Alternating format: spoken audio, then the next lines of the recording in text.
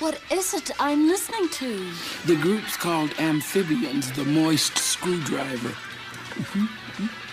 It is a love song. People listen to this voluntarily? Monica, one generation never understands the music of the following generation.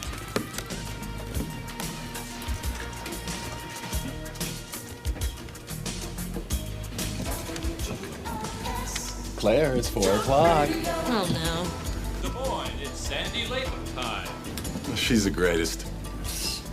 Hello, boring Midwesterners. Why don't you farmers just stop watching that corn grow for a minute? Give us a call.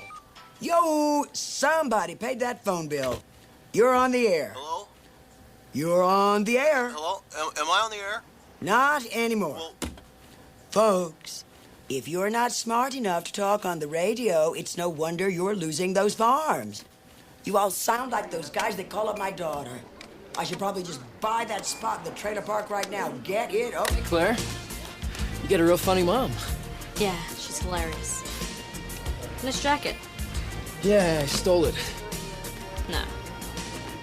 Really? Yeah.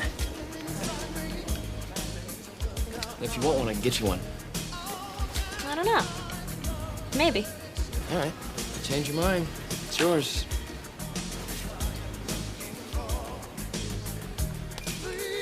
That's Sandy's daughter, also known as Claire, also known as your next assignment. What am I supposed to do?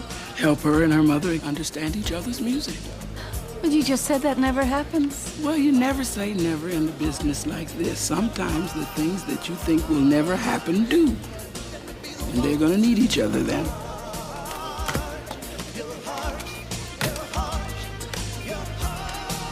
Earwax? No, thank you.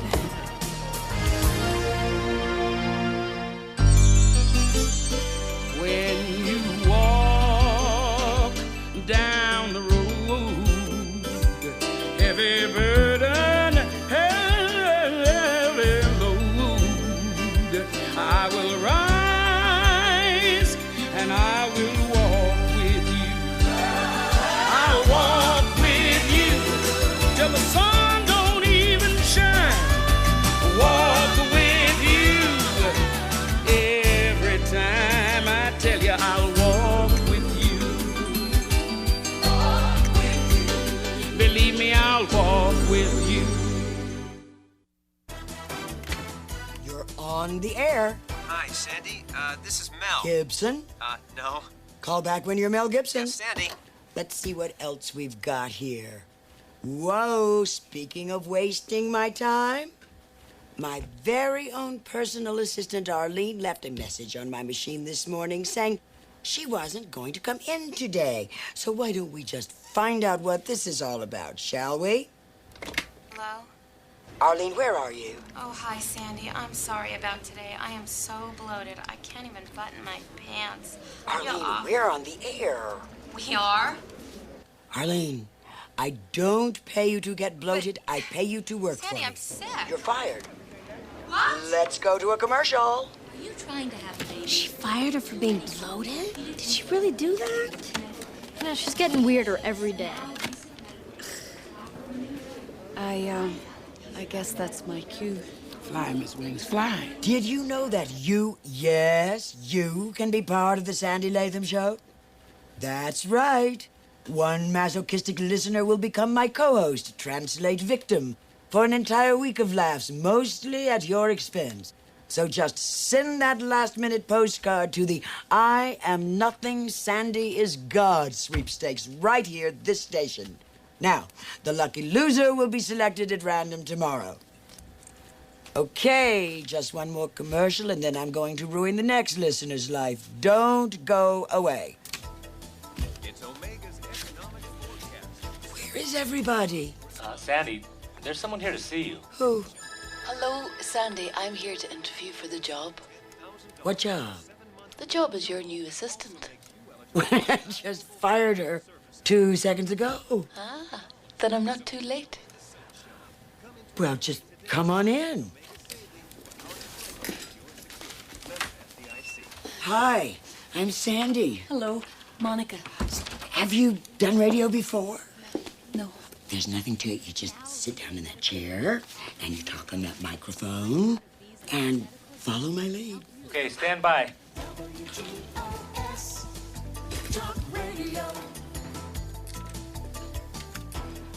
We're back. Change in plan. During the commercial, an obviously desperate young woman came all the way down here to the studio to interview for the recently vacated post of personal assistant to Sandy Latham. What's your name, dear? Monica. You're not from around here, are you? No, I'm not. Well, good. That's one thing in your favor already. Do you know how to operate a backhoe? Haven't the foggiest. Good. Here comes the big one. Do you bloat? Not at all. Okay. What I need is, someone to arrange my personal appearances, file my fan mail, organize the book I'm writing, maybe a little light dusting. Just your general all-round slave. Are you up for that? I think I can handle that. Have you done any animal training? Do you have a dog at home? Worse. A teenage daughter. I think that'll be just fine. Well, fasten your seatbelt because you start tomorrow, and we'll be right back. You're listening to WGOF 107 FM. Actually, Claire is a terrific kid. You are going to love her.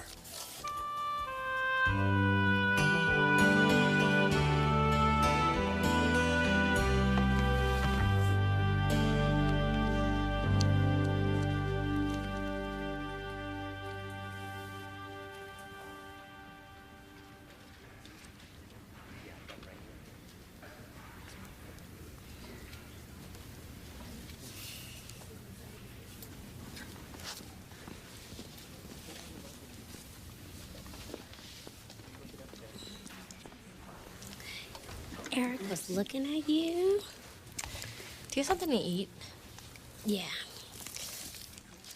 The prom is getting closer. There's still time. Well, he better ask you before all the good tuxes get rented and he's stuck with something green. I told Jamie, get a black tux or I am not going. Yeah, right. You think he'll ask me? I think he wants to. I mean, it's either you or Emily Short. What if you just ask him? Are you insane? I'm not desperate. Sure you are. You've dreamed about going to the prom since your first Barbie doll. I mean, face it, girl, it's the defining moment of your life to date. Your mother was so funny yesterday, Claire. Go away, Crystal. You know, I think if I had a mother like that, I'd kill myself. Thanks. It's all unresolved sexual tension, really. You see, divorced women need a place to put their anger. My mother picks fights with the mailman. Same thing. Only it's not so humiliating. Shut up, Crystal. Well, it is humiliating. She makes a fool of herself and you. Take it back! No! Take it back! Miss Latham. Let go of her head, please. Great, you didn't even hear what you said. Let her go. No! Claire! I take it back! Okay, we have a winner in the co-host contest, although, from what I've seen so far, I am using the term winner very loosely. Hi, Sandy. It's nice to be here. Wait, it's early. This is Tess, and, well, Tess, you are a big woman, aren't you, my dear? Well, I have a big heart, and it needs room. Hey, it's got it and then some. Well, I guess yours doesn't. That's why you're such a bony little thing, huh? Hey, hey, hey, look out, Des Moines. Tess is in town. Tammy from Council Bluffs, you're on the air with Big Tess and, Lil Sandy. Hi, Tess. Sandy. This is Tammy from...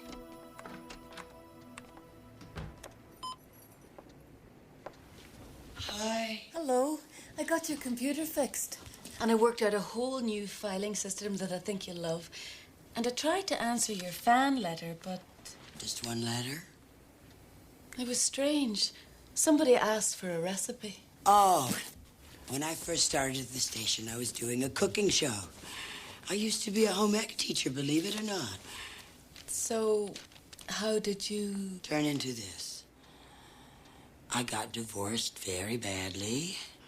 I started insulting the pot roast on the air, taking it out on the guest chef. The ratings zoomed and it got moved to prime time. What's the recipe? Lemon souffle. I'll look it up. Anything for my public.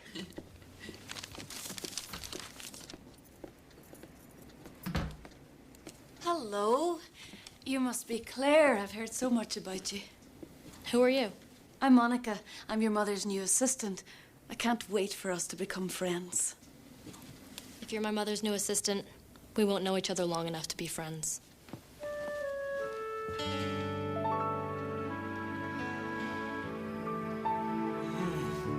It's so good. Monica cooked. It's not even in her job description. Oh, well, I don't get the chance to cook very much. A couple of my friends asked me to get an autograph. Well, sure. And this is for Gabe and for Megan. And going on a field trip, and you need to sign the consent form. It's in there, too. We go in. I told you, on a field trip. Don't get wise. I forgot. That's your job, right? Just sign right there. A field trip? How lovely. I've seen a lot of really beautiful fields. Let me see that again. Disciplinary report. I got into a fight. A fight? Some girl was hassling me about your show. So it's just really all my fault. Well, if it wasn't for you, it never would have happened. Why do you keep talking about me like that? I can't believe it. And I can't believe you fired Arlene right on the air. I did not fire Arlene. Her husband got a job and she's moving to Milwaukee, and it was a bit we were saving for a slow day. So what am I? A bit, too. Honey, just stop. It has nothing to do with you, and you know it. It's an act. It's a character I play. It puts food on the table. It puts a roof over our head. It pays for all your clothes, and it's going to pay for your college. Don't you remember what it was like when Daddy left and we didn't have any money and we had all those bills to pay? You want to go back to that? I don't. It takes a little sacrifice. And I'm the sacrificial lamb, right? Claire. Mom, I'm just sick of all my friends teasing me all the time. Then I guess they're not your friends. Now, about this. You're grounded for 2 weeks. What? 1 week for fighting and 1 week for lying to me. That means I missed the prom. The only senior prom I'll ever go to, ever. Okay. You're grounded except to go to the prom. Then how am I going to go buy my dress? Fine. You're grounded except to buy your dress and go to the prom. No one's even asked me to go yet. What are we talking about? Mom! Claire! Excuse me, but I think in order for Claire to be asked to the prom, she has to be somewhere where there are boys. Yeah. That's right. Okay. You're grounded after the prom. Daddy wouldn't ground me at all. Well, you don't live with Daddy. Wish I did. Well, today you're living with me. And as for this, I'm going to check box B. Parent-teacher meeting with homeroom advisor.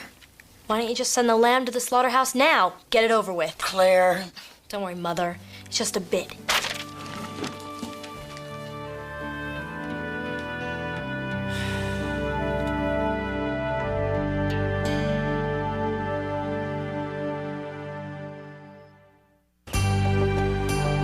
WGOS News Time, 1:45. Magazines, an invitation to speak at the Pessimists of America convention, and something here from a mortgage company marked second notice. Oh, it's a computer error. I'll take that. Good morning, Tess. Nice outfit. That's what she says now. On the air, it'll be a sack of potatoes.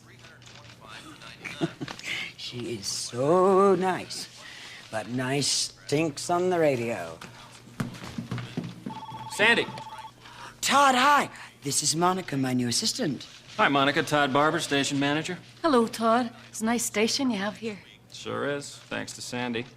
Which reminds me, you and I need to powwow today. Oh, I really don't have any time today. Neither do I. How about right before you go on, say 3 o'clock? I guess. Super. See you then. Monica? The parent-teacher conference is at 3:15. I know. Could you cover for me? Oh, I don't know. I'm neither a parent nor a teacher. Consider this in your job description under please. Thank you.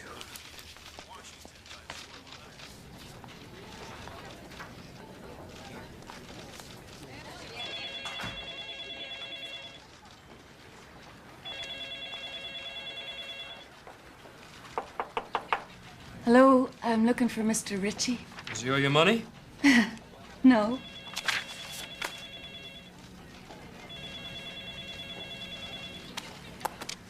Jeff Ritchie, at your service. Come on in. Hello, my name is Monica. Hi, Monica. I have a parent-teacher conference, but you can wait. Well, actually, that's why I'm here. I'm Sandy Latham's personal assistant. Ah. Yeah, she always sends an assistant. Please. Thank you. The one time she did show up, she went on the air the next day, made fun of my tie, and I haven't seen her since. It's a perfectly lovely tie. Well, it wasn't this tie, but thank you. So, how long has Claire been having disciplinary problems? Since her parents divorced about 2 years ago and her mom became the mouth that roared. The radio show. Mrs. Latham is in the spotlight, and teenagers want to be anywhere but in the spotlight. They want to be able to fit in. Claire can't do that. She can't be like her friends and fit in. Her mother won't let her. She's turning into a very angry young girl. Sounds serious. She's a good kid. Right now, she's on the line. She could go either way. Move it, guys. You're late. So what can I do to help, Mr. Ritchie? Well, for starters, you can call me Jeff. Jeff? What else can I do to help? You could come to the prom. Me to the prom? I don't think so. No, as a chaperone. Look, Mrs. Latham clearly is not going to make the time. I think it would be very good for Claire to know that somebody is making time to support her. So this is for Claire, then? Oh, of course. Jeff, you're very kind, but Claire hasn't even been asked yet. Well, word in the teacher's lounge is that Eric is either going to ask her or Emily Short, but Claire, big favorite. Well, in that case, I'll see you there. Bye. Knock, knock. Come on in, Sandy. Close the door. Ooh, close the door. What's up? Sandy, haven't I always been honest with you? I have absolutely no idea. Well, I have. I've always been there to kiss up to you when things are going great, and I've always been there to kick you when they haven't. Is this a kissing or a kicking day? Your show's losing steam. Calls are down 60%. Been a bad ratings period all around. The other night, the sports trivia guys didn't get any calls. They were asking each other questions. I'm getting pressure from upstairs. They're doing research again. Oh, no. Oh, yes. And either I get the numbers up, or my numbers up. Well, what do you want me to do? Do what you were doing when people were listening. I think I am. I can't make them listen. You have to make them listen. That is why you are here. And if you want to stay here, you need to come up with something new. Pronto. Fine. I'll take care of it. I got a whole bunch of stuff I've been saving. Good stuff? Great stuff. All right. That's my girl. You're on in 5. Okay. See ya. Bye-bye.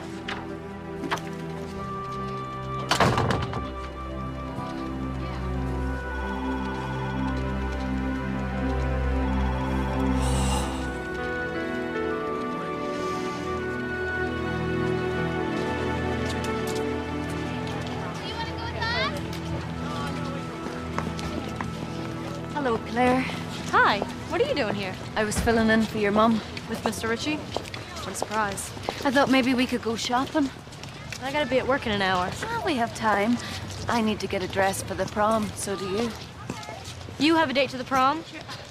Boy, this is getting really depressing. No, I'll be chaperone and you'll be the one with the date. Nobody's gonna ask me. Teacher's Lounge has you 3-1 favorite over Emily Short. You're kidding. I'm gonna die. Come on.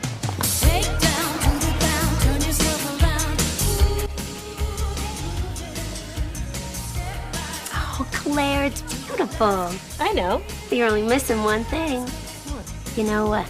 Date. Monica says I have to have faith. It's a nice dress, Claire. look awful hot next to me at the prom. Thanks, Jake, but I'd rather impale myself on the Washington Monument. Is that a no? Don't you have a meeting with your parole officer that night? Claire, watch this.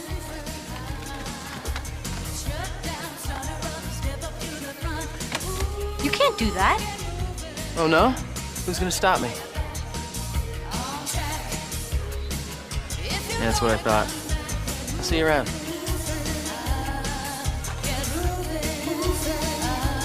Claire, don't look. I said don't look! Oh, God.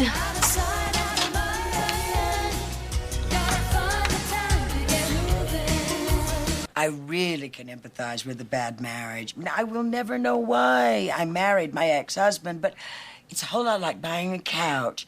It looks great in the store until you get it home. Okay?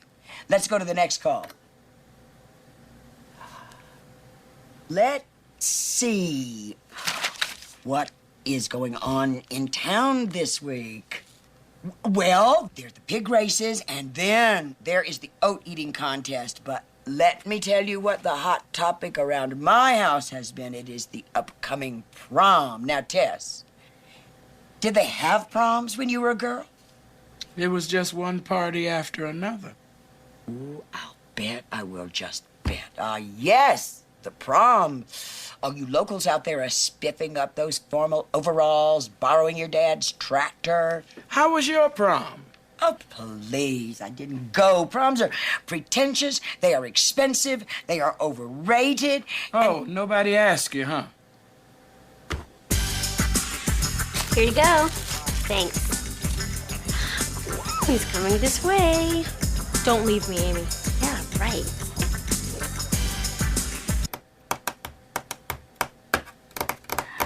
Okay.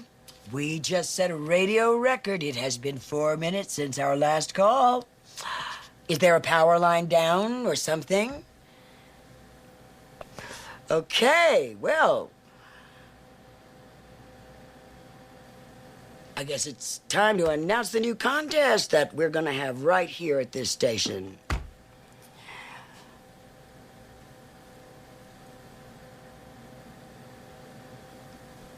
My daughter, Claire, has got no date for that upcoming prom, and she really, really wants one. So, we're gonna have a Claire-a-thon. What? Now, if you're male, Sandy Latham Show.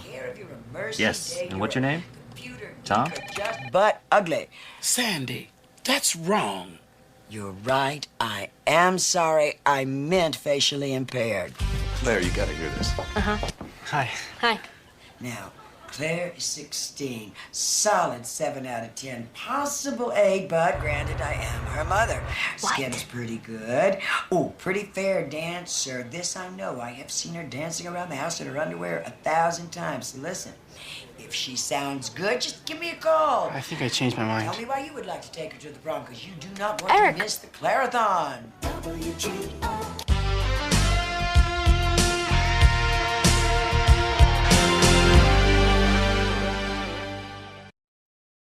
A group of conservative private sector economists who follow the Fed's moves issued a statement on Monday warning that another rate increase now would run the risk of tipping the U.S. economy into a recession. Administration officials are worried that such a recession Some show today, huh? So I heard. Well, I'd hate to be that kid. I can't believe she did it. Desperate times, desperate woman. How could she do that to her own daughter? Sandy felt she had no choice. It's hard to believe that Sandy feels much of anything. Well, don't you believe it? Now, I'm not saying what she did was right, but she had her reason. It wasn't a good one, but if you weren't so busy running around acting like a teenager, you'd see how desperate a mother can get. I'm not acting like a teenager. Oh? What are you wearing to the prom, Miss Wings? There's a lot more at stake here than a dream date for Claire. So you get your angel butt back to business, or you're grounded. Now put that in your halo and smoke it. So you might want to take the 68. Have a good show. Thanks. Good night, Daddy. Good night, Monica. Bill, 3 minutes to air.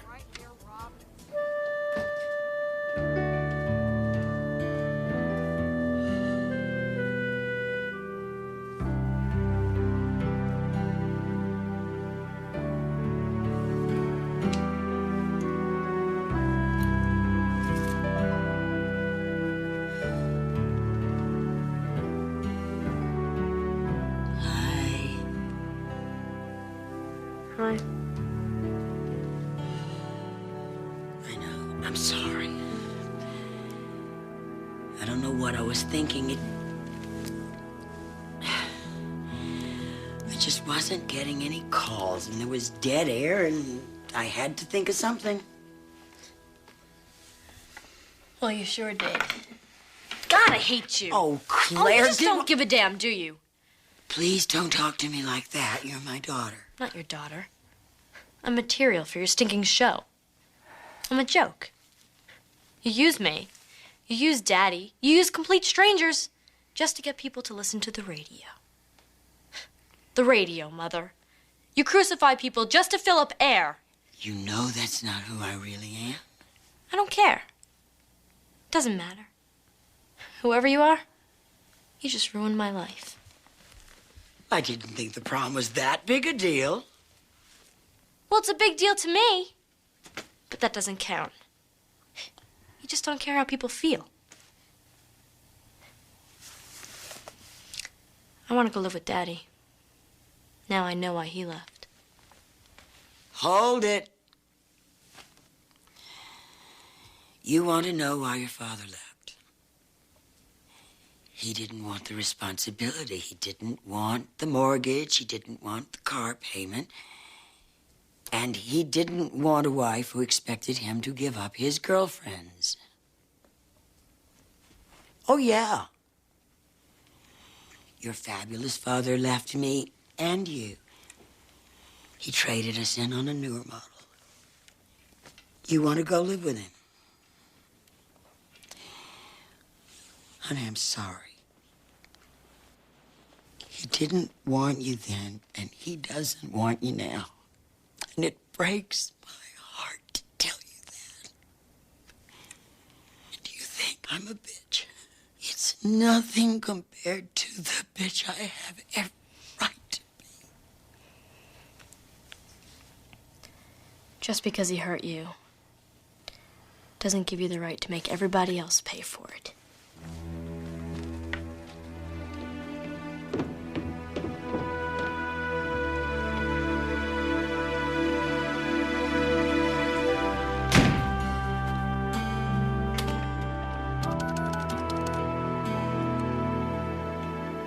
Hi, it's me. I'm okay. Just have no life, that's all. Look, you know that guy Jake? What's his last name? I don't know, Amy. That's why I'm calling you. Well, ask around. Gotta talk to him tonight. Gotta get out of here. Well, just find out. Don't tell anybody.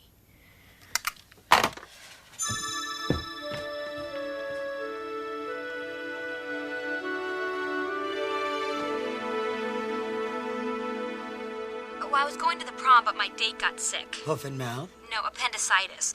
I really want to go, but if I went by myself, I'd be like a loser. Well, if the prom dress fits. What? Donna, baby, this is Tess. Do you mind? Go ahead, knock yourself out. Donna, this is your prom, and you have a right to be there.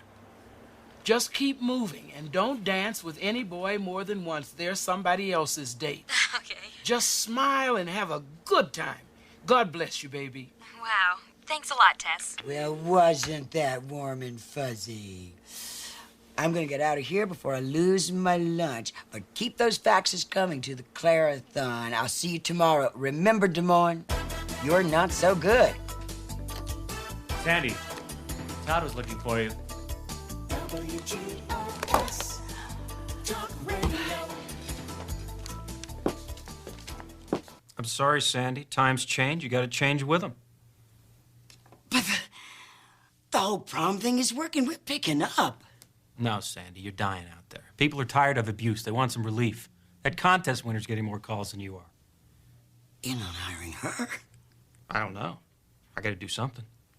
Look, I can tone it down. I can be warm and loving. I can. What do you want me to do? Bring you back as Mother Teresa? You just sold out your own kid. Nobody's gonna forget that.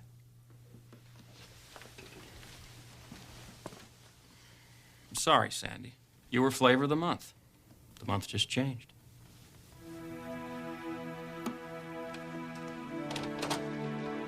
Please, Congress, balance the budget. Many things that government should be running as soon as the answer. Sandy?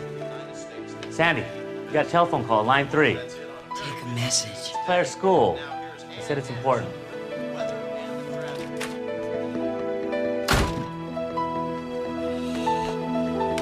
Hello. This is she. This is my daughter, yeah. Wait. What do you mean missing? It's right in here. Yeah, we can get fixed up, no problem. You'll be on your way to, wait, where are you going? LA, I think. I thought your dad lived in Chicago. I can't go there. All right, look, just be cool with Monty, okay? Jake? Yeah, it's me, man.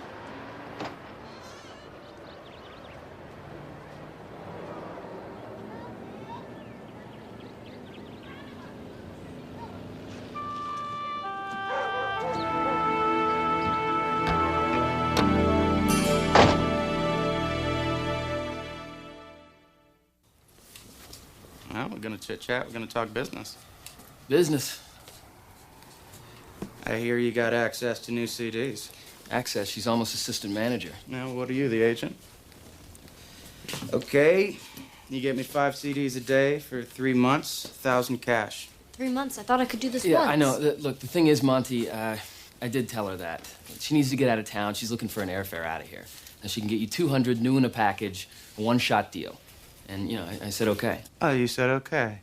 Yeah, I mean... Get out of here, man. I forget I said anything. No, I'm serious.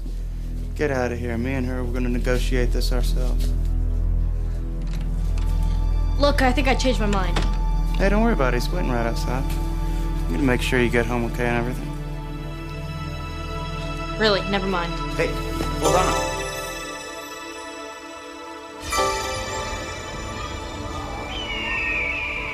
Wouldn't waste any energy trying to figure out what just happened. Because you're going to need all of it to find your way home.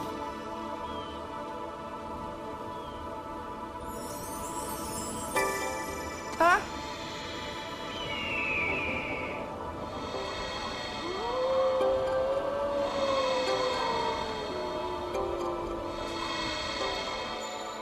Are you all right, Claire?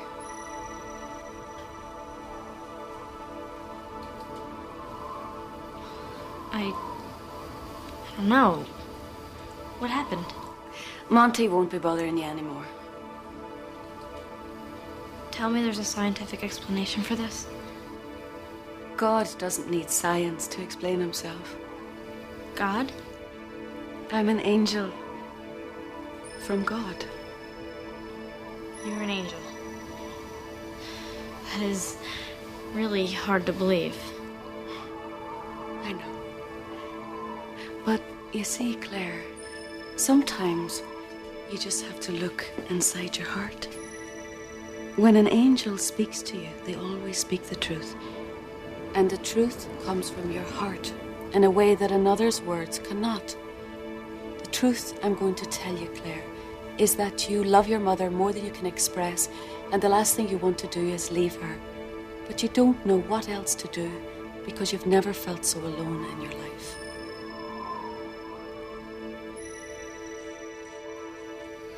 I don't know what I'm doing here. It just hurt so bad. I had to do something. I wanted to make her hurt as much as I did. And you succeeded. But do you feel any better now? No. Claire, bad things are always going to happen in this life, and people will hurt you.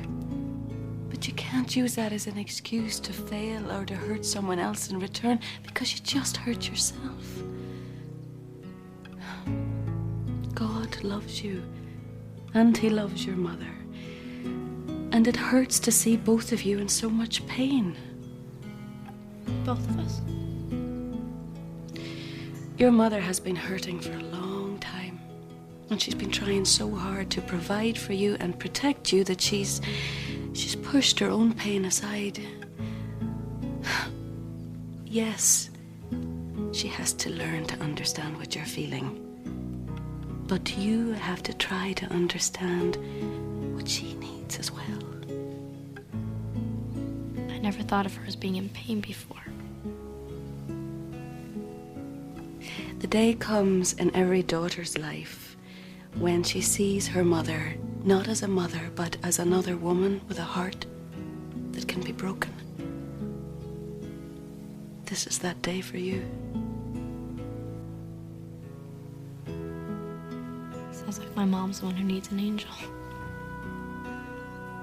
She has one.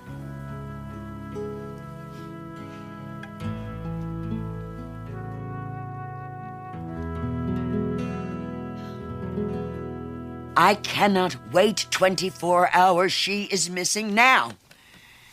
No, she didn't run away.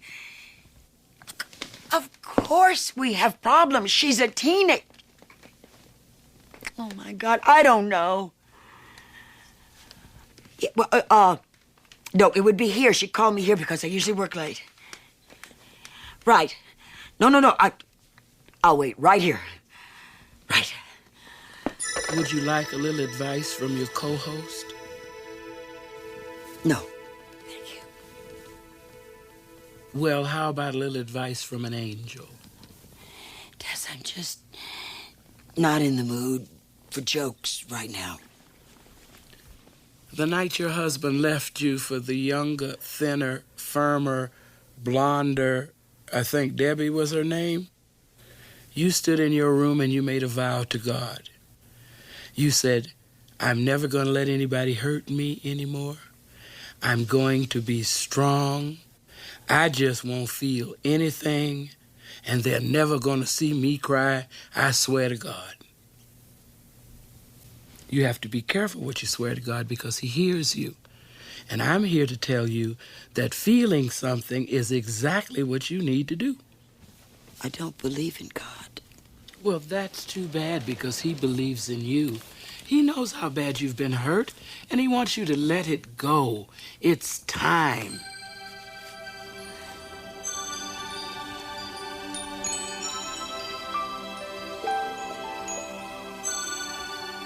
Why would God send an angel to me? Just to let you know that there's somebody who's never gonna leave you. He's gonna love you always. That's His promise. Let it out. You don't have to hide anything from anybody anymore. Let it go. Let it go. It's all right. It's all right.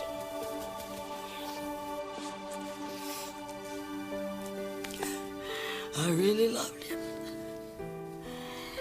And when he left, it just made me feel like nothing. And so I had to find something that would make me so busy I couldn't feel anything. It's quite a world out there. Disposable careers, disposable wives, disposable faith. But God is not going to let you throw away this gift He's given you. Claire is safe, Sandy. Now, you've had some bad times, and you're probably going to have some more. But you've got to decide right now whether the rough times are going to bring you two closer together or pull you apart. There will be another job, but there will never be another Claire.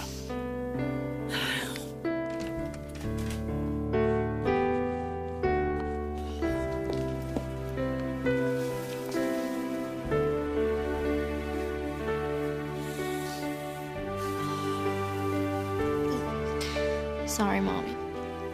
I'm sorry. Can you ever forgive me? We've got a lot of talking to do off the air. I heard about your job. Are you okay? Sure. I'll think of something. I can always teach home ec again. I can waitress, whatever it takes. And you are going to that prom, whatever it takes. It's gonna take a miracle.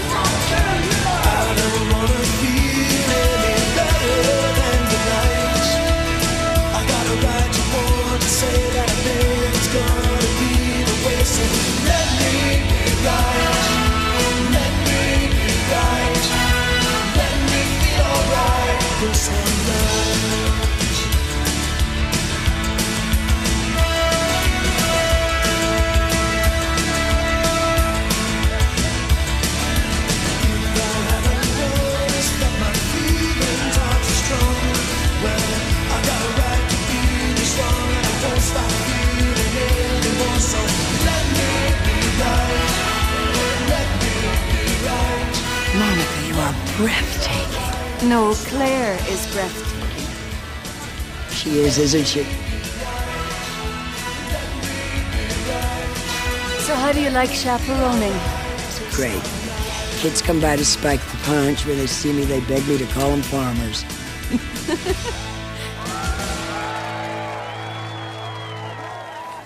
You are so beautiful. Why aren't you wearing your corsage? I asked Eric not to put it on me. Why? I wanted you to.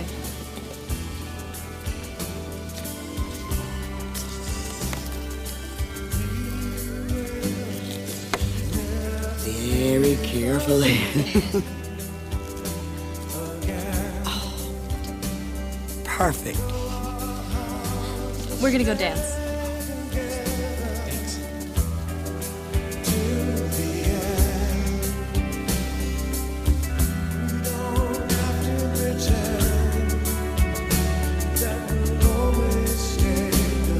You hear that? They're playing our song. I didn't know we had a song. Oh, yeah. This is it. Thank you for this. It's beautiful. Ah, you're welcome. Proms are a very good thing, I think. Yes, they are. And picnics. Picnics are a really good thing. How about next week? Oh, Jeff, I'm sorry, but I'm leaving town tonight. When are you coming back? I'm not. I've got a job waiting for me. Well, then I guess we better have the last dance first.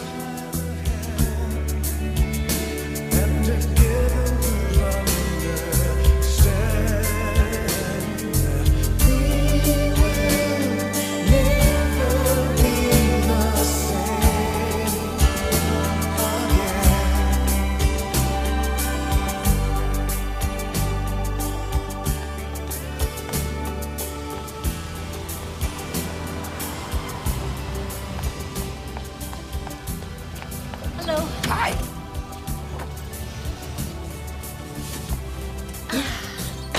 Everybody dancing to the same music in there now? Yes. Well, that's good.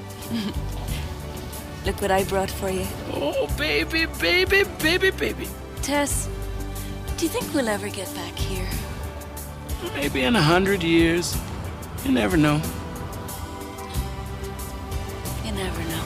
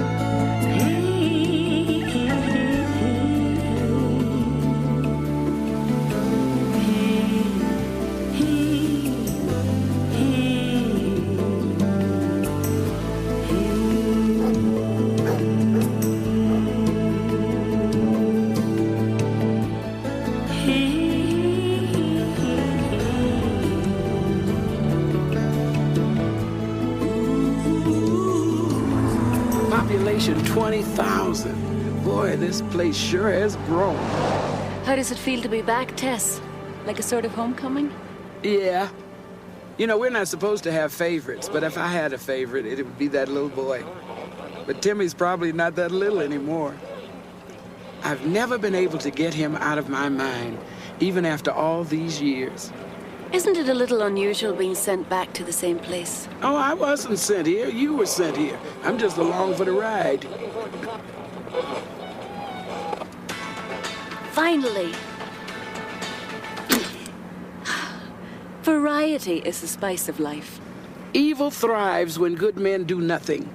Who said that? A music lover.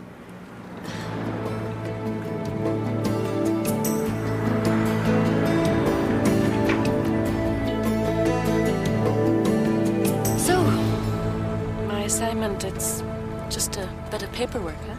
Oh, it's Angel walk in, Linda helping hand Angel walk out. It's a who is that mysterious stranger thing? Here's a piece of cake. 11:15 must be in the next block. Sunday driver, it's not even Sunday. And what will you do, Tess? Look for Tim? Maybe. Or maybe I'll just walk around and soak in some local color. And see the sights. Oh, my God. Is this the place? I think there's going to be a lot more than paperwork involved here.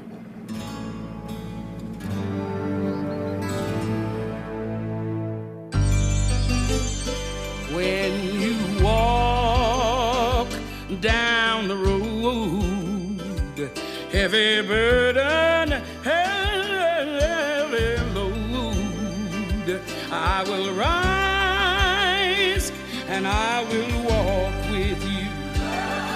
I'll walk with you till the sun don't even shine. Walk with you every time. I tell you, I'll walk with you.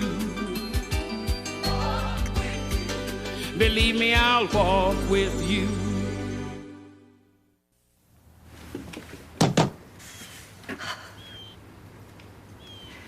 You know, technically, this isn't your case, Tess. Are you sure you want to get involved? The world is full of people who don't want to get involved. That's how trash like this can happen. Thanks. Who is it? Dr. Glassberg, I'm answering your ad in the paper. You know, the one for volunteers? The ad doesn't run until Friday. Yes, well, I have some friends at the newspaper, and they said you could use some help. Certainly looks like you could.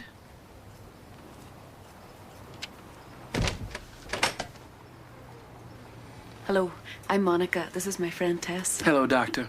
Joanne, I'm sorry to be so careful, but we've had a little excitement around here, so, you sure you want to get involved? There you go. Nice, even strokes. Put a little muscle in there. It's not exactly what I had in mind, you know. I'll start on the bathroom upstairs.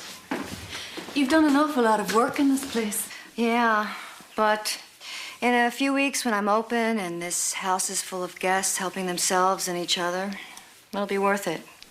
Everyone deserves to die with some dignity. Aren't you frightened by all this?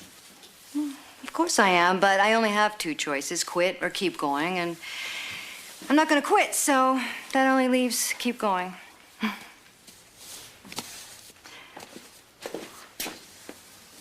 She's a brave woman. Yes, she is.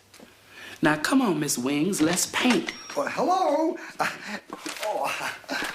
This came to my house by mistake. I'm Jerry. I live next door. I know. I recognize your hand. And you are, Very busy. I'll make sure that the doctor gets the package. Oh, you're friends with the doctor? Just visiting? New in town? Jerry, if you want to chat, grab a brush. Oh, no. I have to get home and do things, don't you know? Well, so long. See you later. I'm sure of it.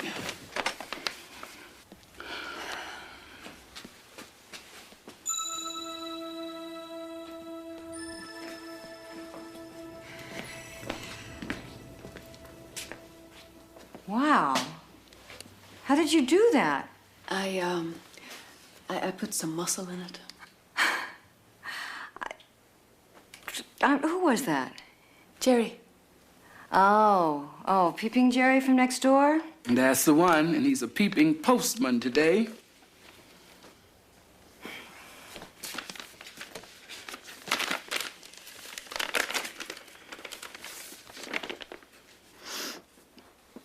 Oh, no.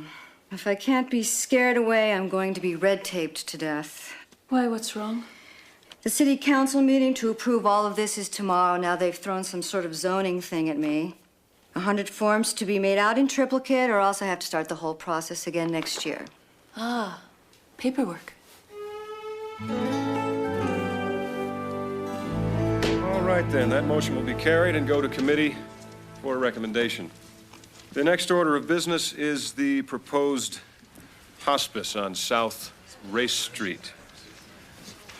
Now, I do have a note from the clerk who states the permits have not all been received. I have them right here. Ah, Ms. Glassman. Glassberg. Dr. Glassberg. Yeah, forgive me, Dr. Glassberg. Will the clerk please receive all the forms?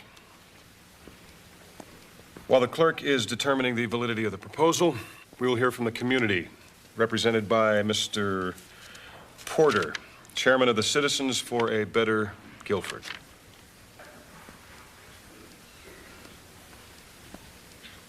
This is trouble. Thank you, Mr. Littleton.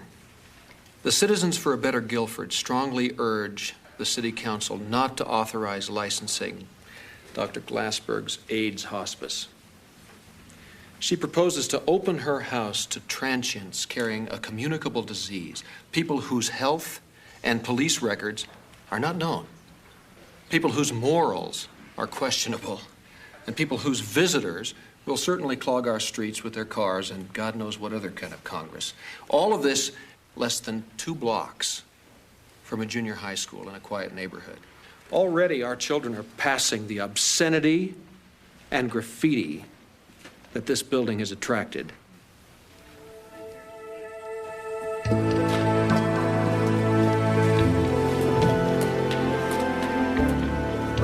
Where's Mommy? I want to see my Mommy. Go in the kitchen. Did you hear what I said? Go.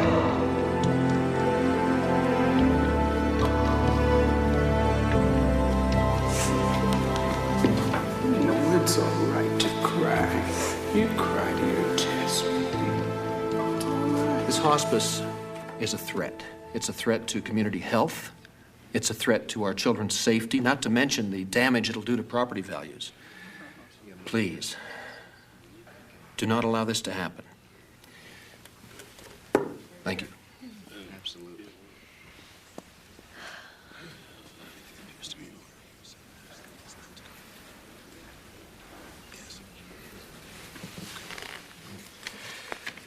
I've just been informed by the city clerk that Dr. Glassberg's proposal has met both the city and county requirements.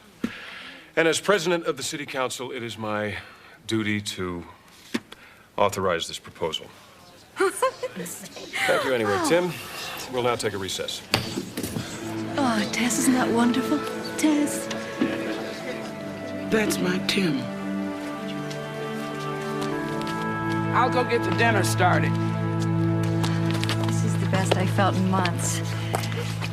We're actually going to open. I think I never really believed it. Well, you can believe it now. I'm going in the house now, Jerry. We need some milk. Oh, look, you go on in. I'll get some. I've been so busy lately, I forgot about everything. Food, laundry, all that living stuff.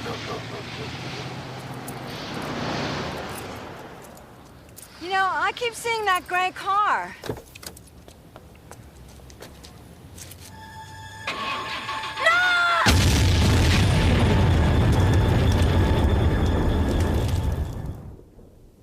4% of the state budget. In other state news, authorities are still investigating that mysterious car explosion that rocked a Guilford neighborhood on Monday. That blast nearly took the life of an AIDS activist. Andrea Gallagher reports. Dr. Joanne Glassberg, who has a plan to open a hospice for AIDS patients here in Guilford. That plan has met with strong local opposition. Miraculously survived the blast, which demolished her car and shattered nearby windows. She is in critical condition but is expected to recover. Well, I didn't see anything, of course. I just heard this loud bang, you know, and I lost the picture window of my living room. Well, how do you feel about having an AIDS hospice next door? Well, I don't think it matters much now. I mean, it doesn't look like there's going to be one. The doctor's supporters insist the Race Street Hospice will open on schedule, despite the frightening possibility of continued violence. Ann Gallagher, Live News.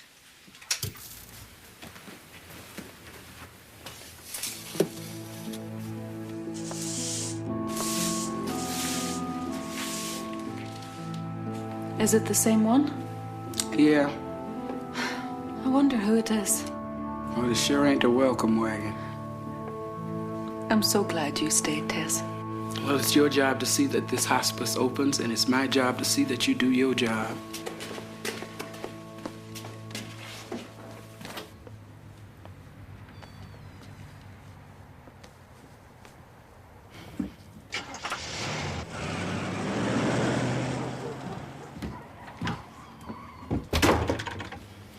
Did you hear him on the news? I didn't see anything. Well, see this. Tess? I must need a vacation. Nosy little men are beginning to get on my nerves. Why do you think we didn't know about the bomb, Tess? I don't know, baby. I just don't know.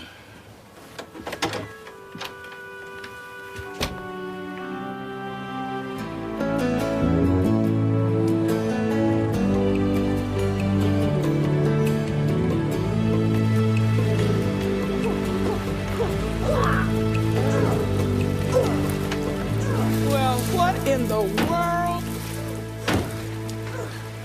I thought we were going to see Joanna. We will. Well, what's all this? This is the house that Timmy used to live in. I was his mother's nurse during her last days. And this used to be a big old shed kind of thing where they kept tractors and stuff like that.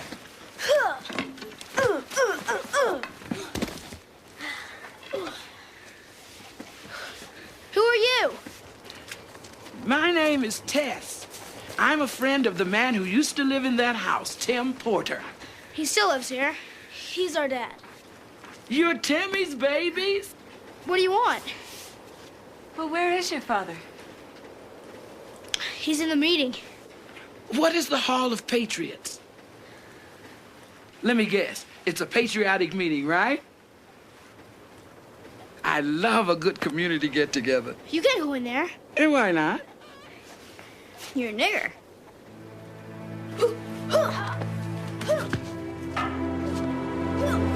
This country was founded by whites. It should be run by whites.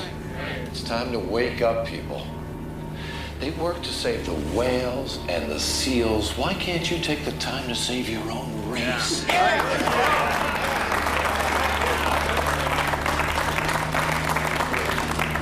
The minorities are running rampant. The government refuses to protect us. It's time to take things into our own hands. And speaking of that, let's give a big Aryan patriot thank you to our brothers who put a stop to that Jew doctor and her homosexual sickos this week. One of the great soldiers in this holy war, and this, people, is a war. One of the great generals in our state is here today. He's already made great inroads into local government. And when he announces his candidacy for the State House next year, I expect him to win with our help. Let's give a big hand to Frank Littleton.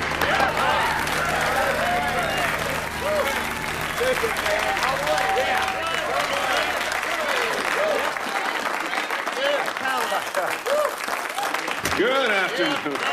Please, sit down. I suppose that for some of you, it's your first time.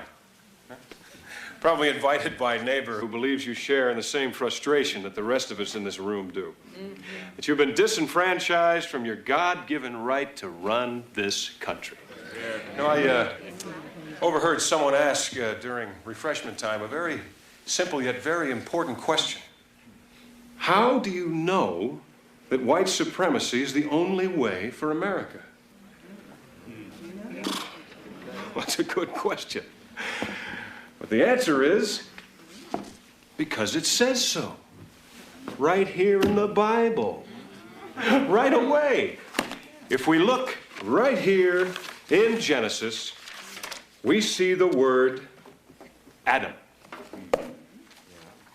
Adam. What does that mean? Man. Adam means man. That's wrong. That is what they want us to believe. If you look it up, the translation of Adam is Adam. Adam. To have blood in the face.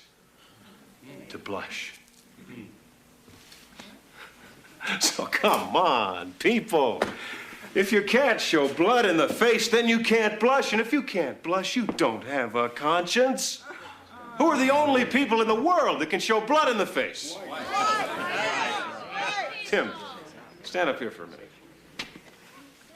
White people, white Aryan people are the only people in the world that can show blood in the face. Adam. Blood in the face. The first man, he could blush. So if you can't blush, then you are not man. What are you doing hugging that nigger? Answer me! She's my friend. All done. Remember it. Got it. Good job.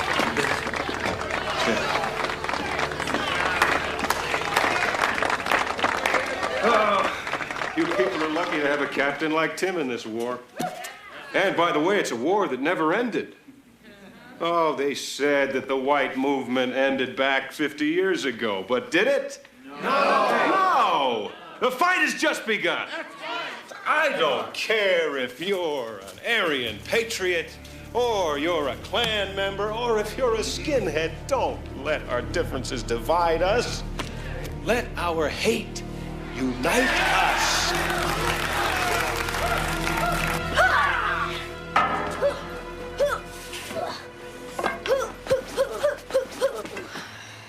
I should think that's difficult. Yeah, what's gonna come in handy in a race war? Hey! Hey, can I help you? Good afternoon. You wipe that smile off your face, you piece of scum. Well, I'm sorry, but you see you disturbed our meeting. Is there anything I can do to help? Give me that Bible. This has nothing to do with you, you low-life sapsucker. You think you can hide behind this Bible? Or that phony smile? Or a white sheet? I know who you are, you hate monger. And I know what you're doing. And God knows what you're doing. And he doesn't want you dragging his name through your sewer. And Timmy, I loved you. And damn you. Get out of my way. Carrie? Kevin, come over here. What did she say to you? What did you tell her? Hey, what kind of propaganda are you feeding my kid? What the hell are you doing? Get out of here. Get the hell off my property. Oh, stop it. All right.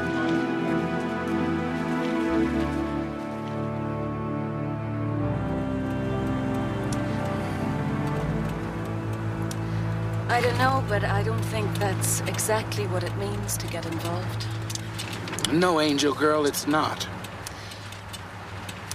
So what are we going to do now? I think we're about to find out.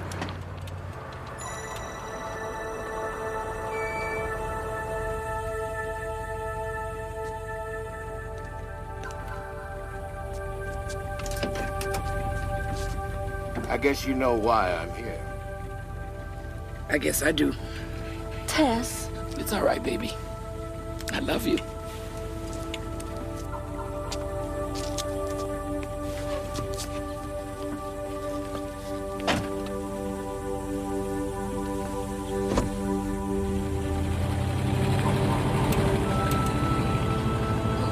Who are you? I'm the angel to be named later.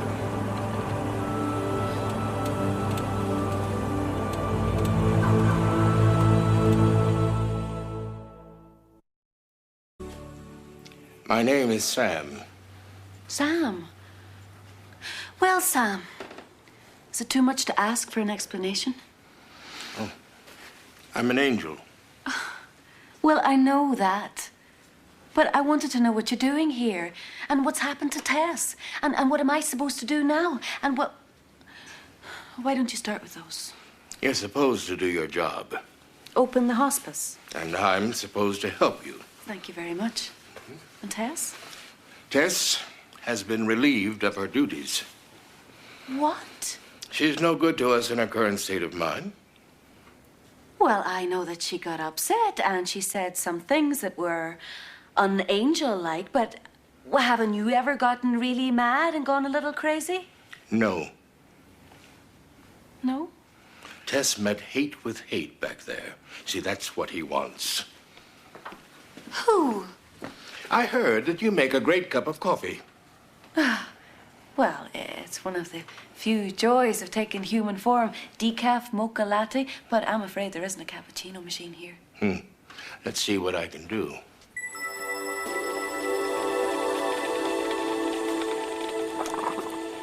Then I was in search and rescue for a while. So was I. I never saw you. I keep a low profile. And now you're a caseworker. Well, not exactly. I sort of specialize.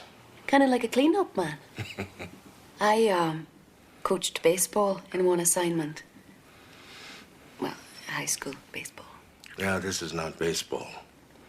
The person that set that bomb today was there with Tess in that so-called Hall of Patriots. The man in the gray car? Maybe. Doesn't matter. Any number of them would have done it and wanted to. So, in a sense, they all set that bomb. You mean we were never dealing with just one person? No. Tess walked into a room controlled by evil. Evil so powerful it can make you fight against it on its own terms. Disarm you with your own hate. I can't imagine hating anyone. Neither could Tess. Hello? Hello? Hello? Oh, I hope you don't mind. I let myself in. I'm Jerry from next door. Yes, you are. And you are... Sam. Oh, yes. Well, the neighbors are very concerned about all this graffiti. Now, are you going to leave it up? Would you like to help us remove it? That's not exactly what I meant. But I've got a list of things to do around here. Let's see. Are you the handyman? Well, I get things done. Sheets, beds, medical supplies, remove graffiti. Yep, here it is, right here. Medical supplies? Wait, no, now you're not seriously thinking of going ahead with this AIDS thing, are you? Why not? Oh, dear. Hello, Jerry. Oh, where is the other lady? Joanna? Oh, she's still in the hospital. No, not that one. The one that waves. She's gone. Oh, they're dropping like flies. He's nosy, but harmless. There's nothing harmless about fear like that. Well, shall we get to work? And Sam picked up everything on the list. Oh, except for the beds, but we'll get those tomorrow, so everything will be ready for you and your guests when you get back. What's the use? Joanne. I can't. I want to, But you're afraid. And no one has more right than you to be afraid. But Joanne, there's a whole town out there that's afraid now as well. As long as those doors stay closed, everyone will be held hostage to that fear, and the people who did this to you will have won. When the bomb went off, I saw you. For an instant. You were covering me.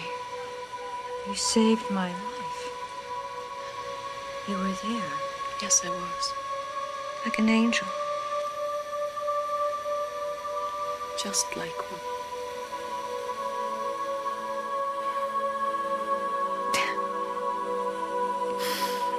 Oh my God. You survived this horrible thing for a reason, Joanne. Don't give up. God didn't bring you this far to leave you now. Will you try? Will you give him a chance to take this fear away?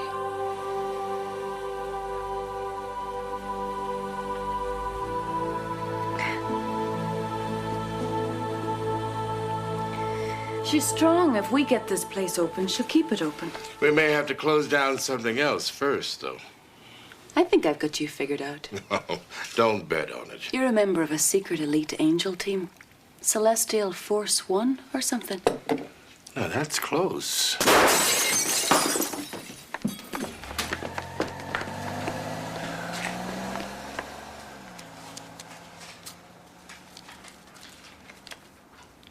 Plate glass.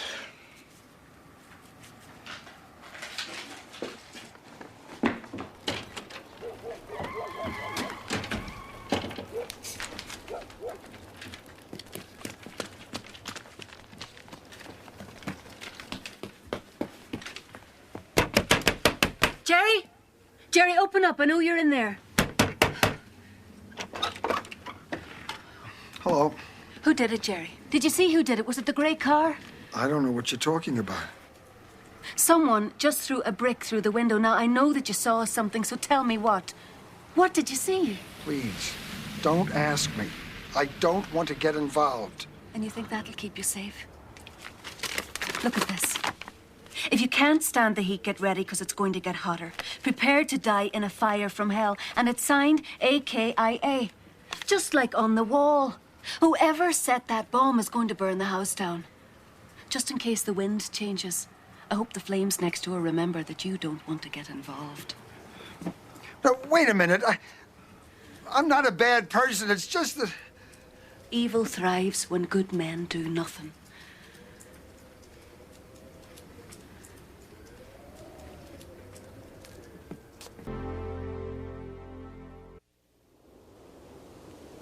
Forgive me, Father. I forgot my faith in you. I forgot your faith in man.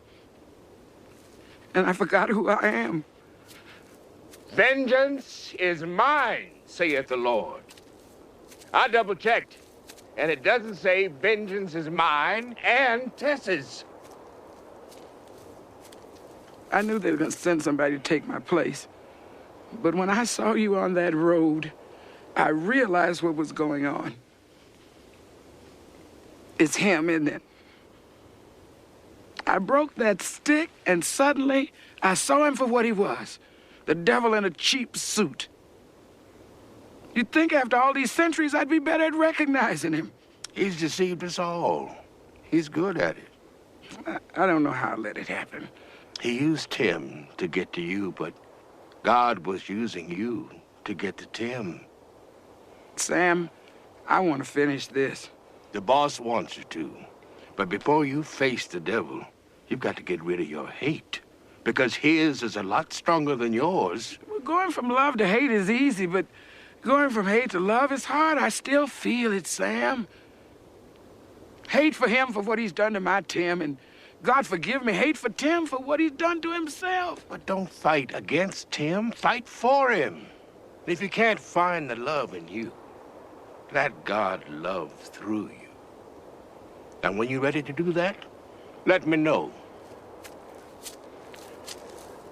But time is running out, Tess. We might lose this one.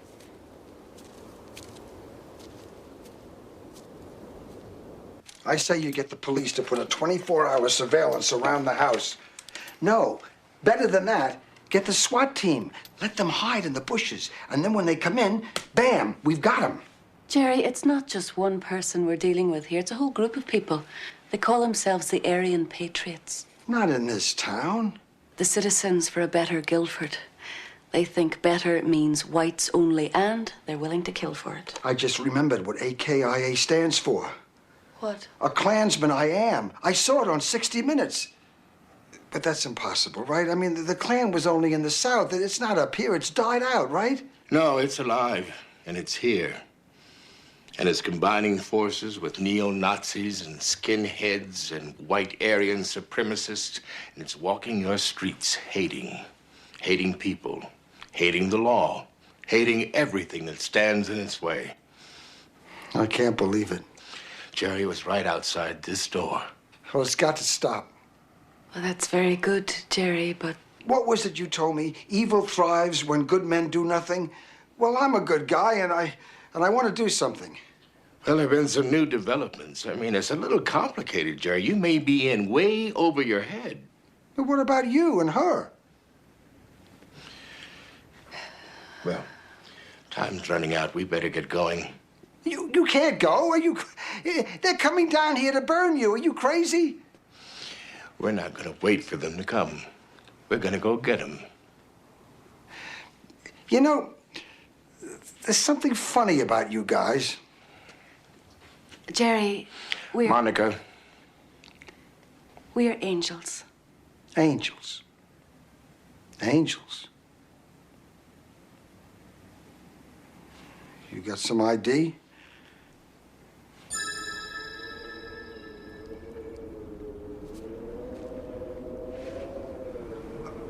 Okay, that'll do. We could use another hand, you know. Yes, we need another angel, but Jerry's no angel.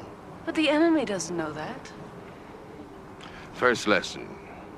Don't wait for evil to come to you. Now, we're going down that road and going to face the devil himself. Now, keep your mouth shut and try to look... Spiritual. Sometimes just a show of force will do it. But if it turns into a battle, we can save your life. But your soul is up to you.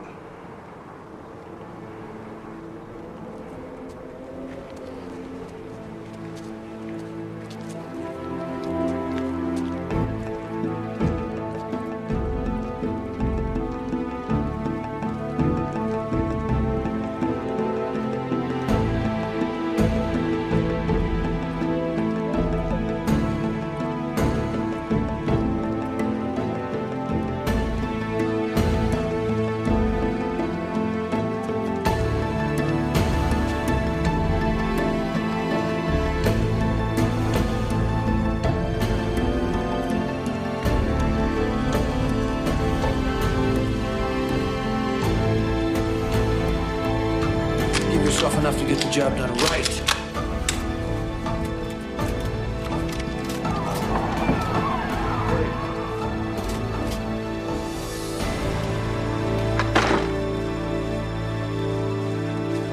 What the hell are you people doing here? This lady wants to talk to you. This lady's got nothing to say to me. Get out of here. This is my property. Get out of here! Ladies and gentlemen. Welcome. What seems to be the problem?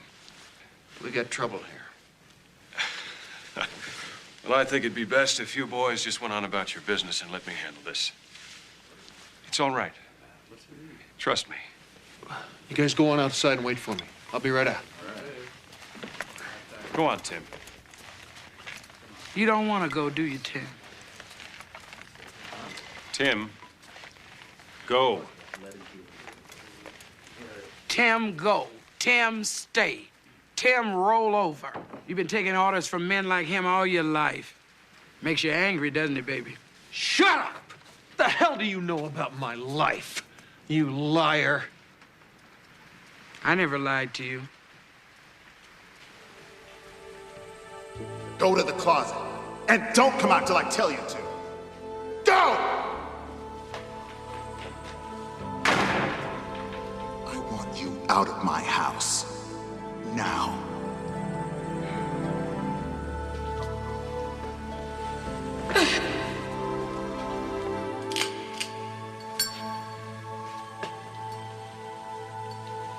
You look like an angel.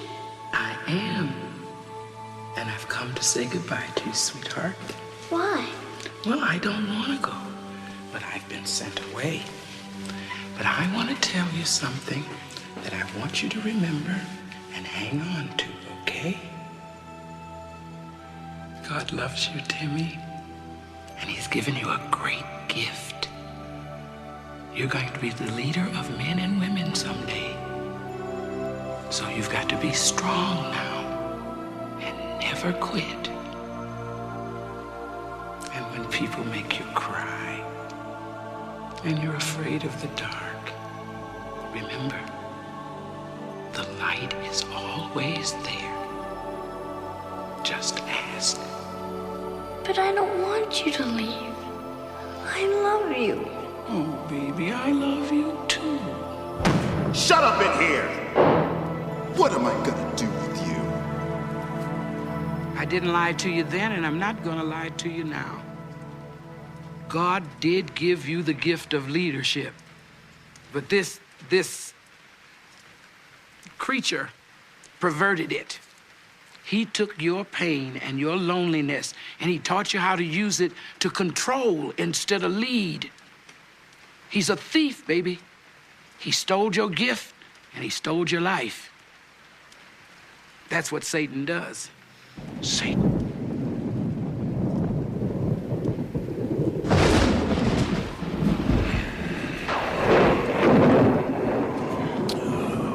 Well. See, they brought in the heavy hitters. I am honored. No, you're finished here. I don't think so, Sam. You see, I have a lot of friends around here. Isn't that right, Tim? Yeah, they're not friends, Tim. They're just people who hate as much as you do. But you could lead them the other way. The light is always shining. Remember? Just ask.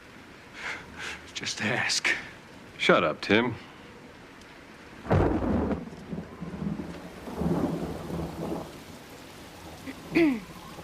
Excuse me. My name is Monica. I'm an angel, but I suppose you've already figured that out. I'm still quite new to this spiritual battle stuff. You see, I was promoted a year ago, but this is my first face-to-face confrontation with Satan, so you'll forgive me if I ask a few questions. No questions.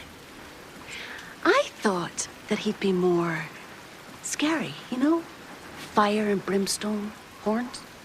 Mostly it's a lot of bells and whistles and lights. He trades heavily on his reputation and lets people like Tim here do the real work. And take the rap. Yeah. So, Tim, let me get this straight.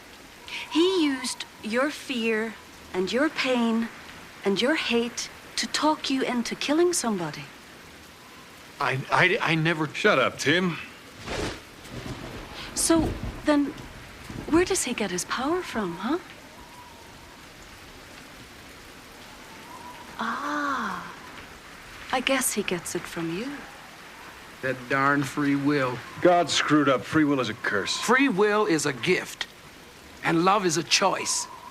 And hate leaves you no choice at all. But you've got a choice here, Tim. Monica and Sam and I just have the power to reveal him to you. But you can make him go away. He can't stay any longer than you let him. Don't let him hurt you anymore. God loves you, baby, and he wants you back. And by the way, God loves you, too. They're twisting it all around, Tim. I'm not the devil. She is. I'm trying to confuse you, Tim. I love you. Look at all the things I have given you. I've given you strength. I've given you power. There are people out there right now who fear you. You're doing God's work. You're doing God's work right now. I don't know about that. Do you want power or do you want the truth? Somebody's lying to you, baby. Oh, God. God. I want the devil to leave this room. Whoever it is, I want you gone!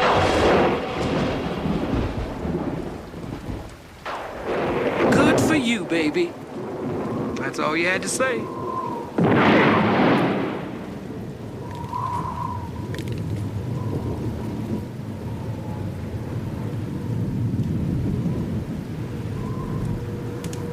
Don't think this matters.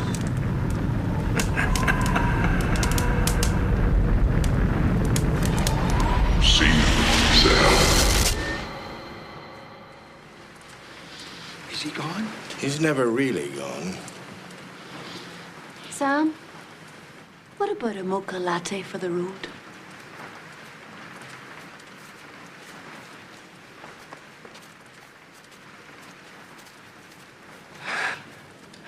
Tess. Tim.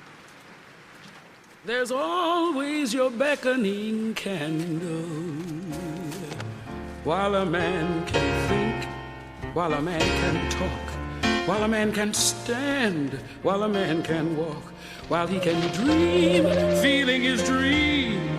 Lord, let his dream come true right now.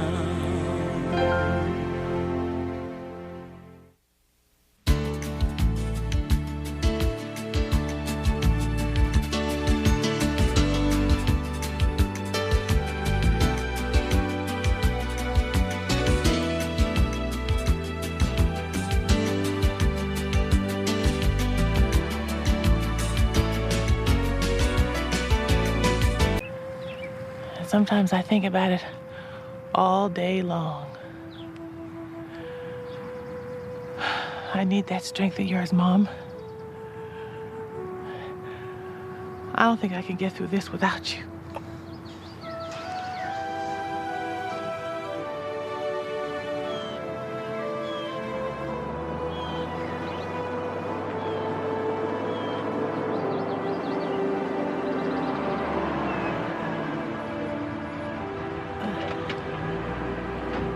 I miss you, Mom.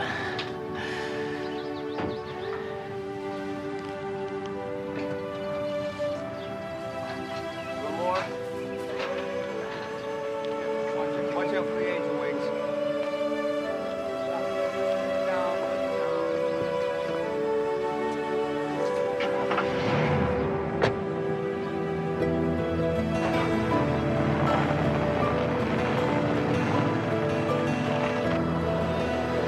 If I were going to write a poem, Tess, I'd write it here in Woods Ferry.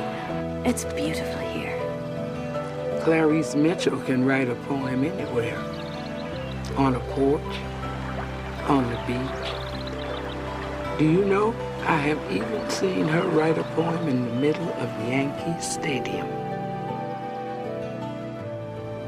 I've always fancied myself something of a poet, you know? Oh, really? Mm-hmm. I can see exactly what needs to be done with her already. Oh, you can you? Sure. Hardly anything rhymes. Well, for your information, Clarice is my assignment. Promises fulfilled on the wings of night. And now, you... On the wings of night, rest you now in its shade.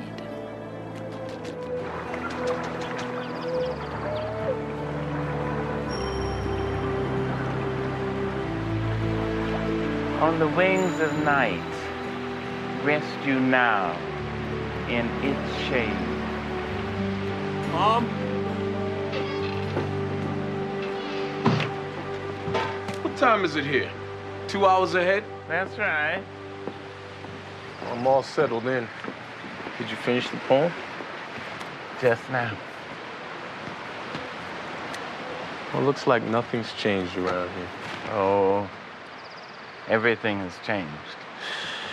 You hang in there, Mom, okay? Megan is late. She'll be here.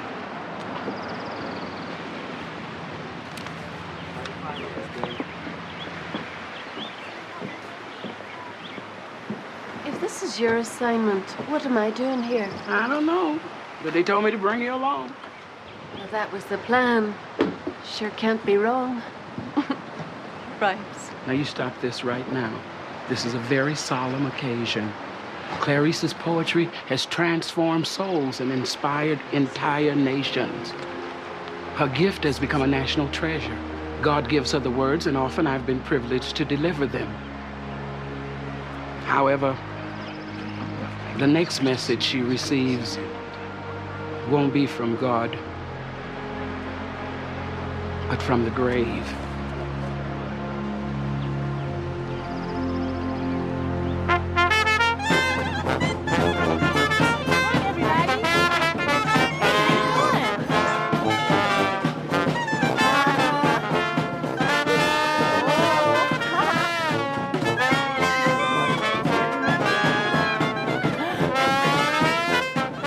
That's the grieving daughter.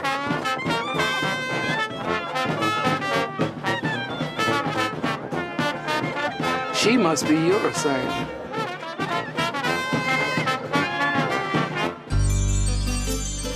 When you walk down the road, heavy burden, heavy load, I will rise and I will walk with you. I'll walk with you till the sun don't even shine. Walk with you every time. I tell you, I'll walk with you. Walk with you. Believe me, I'll walk with you. You see, Megan, your mother spoke to me. She said she would like to have a simple ceremony. But this is simple. I mean, we come here, we share some things, we celebrate life. What could be more simple? Sam, I didn't expect to see you. That's why I'm here. Megan, you look beautiful. I bet you say that to all the mourners. Megan? Hello. Hello. We're looking for Clarice Mitchell. Hello, I'm Sam. Welcome. My name is Tess, and this is my friend Monica. Hello, we were hoping to register for the poetry workshop. Are you a poet too? Oh, no, Professor Mitchell is my mother. I'm sorry, I thought we contacted everyone. The workshop has been postponed. You see, there's been a death. Oh, I'm so sorry. Clarice, you should still give the workshop. Megan, you should show more respect. But Mom always said she wanted to go out with a bang.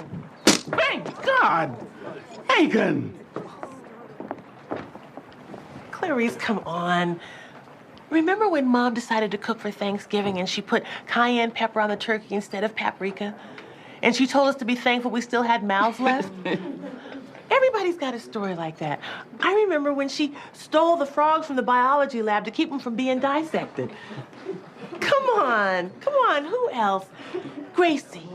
I remember when Dottie told you, Clarice, about a little boy who needed a home. That was the best tip she ever gave me. I'm Catherine Wentworth. You might not remember me, Professor Mitchell, but I took your poetry class my freshman year. And I had your mother that same year for physics, which I knew absolutely nothing about. But somehow, Dr. Brooks made physics seem like poetry. Who else? I remember when Sam and Megan went to their senior prom. And Dottie thought they might elope, so she sent me in a car to follow them. I never knew that. The only lawyer Dottie ever trusted. Well, I lost you two that night. And Dottie almost had my hide. I love you, Clarice. Future days, promises, dreamed on the whisper of hope, hold us forever in your gaze. To Dorothy Louise Brooks, in celebration. Thank you. Thank you. You look beat. I'll go get your suitcases from the porch, okay? Thanks.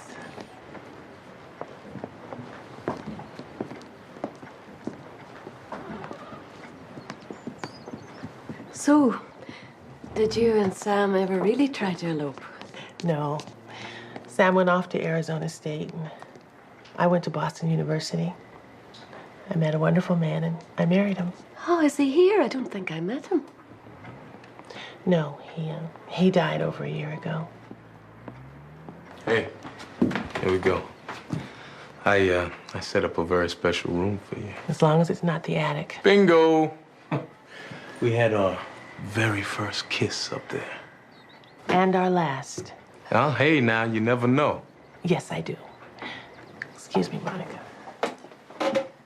You were wonderful. Oh, thank you. Wonderful. Thank you. I'm not sure about that workshop, but I do have 2 extra rooms.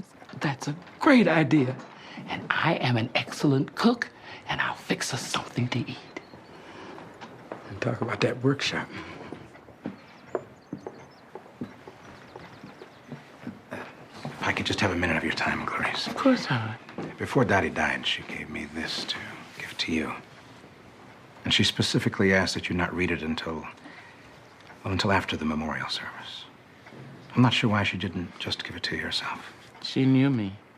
She knew I'd be too impatient to wait, but this time I'll wait. Thanks, Howard. It is a beautiful guest room, but I miss the mess it used to be.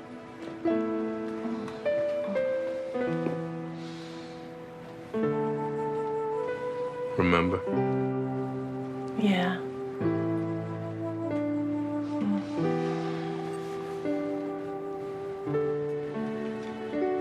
I've missed you, Meg.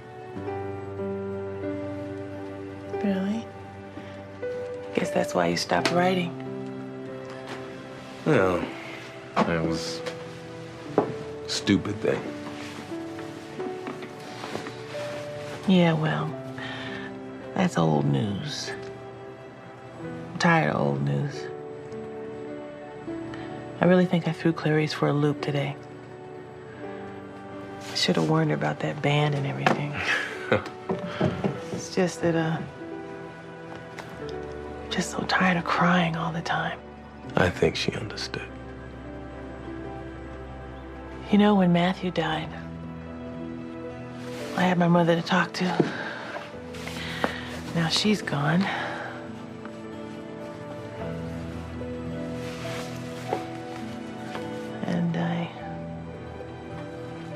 And you have me. Well, that's why I came. Well, that is news. Come here.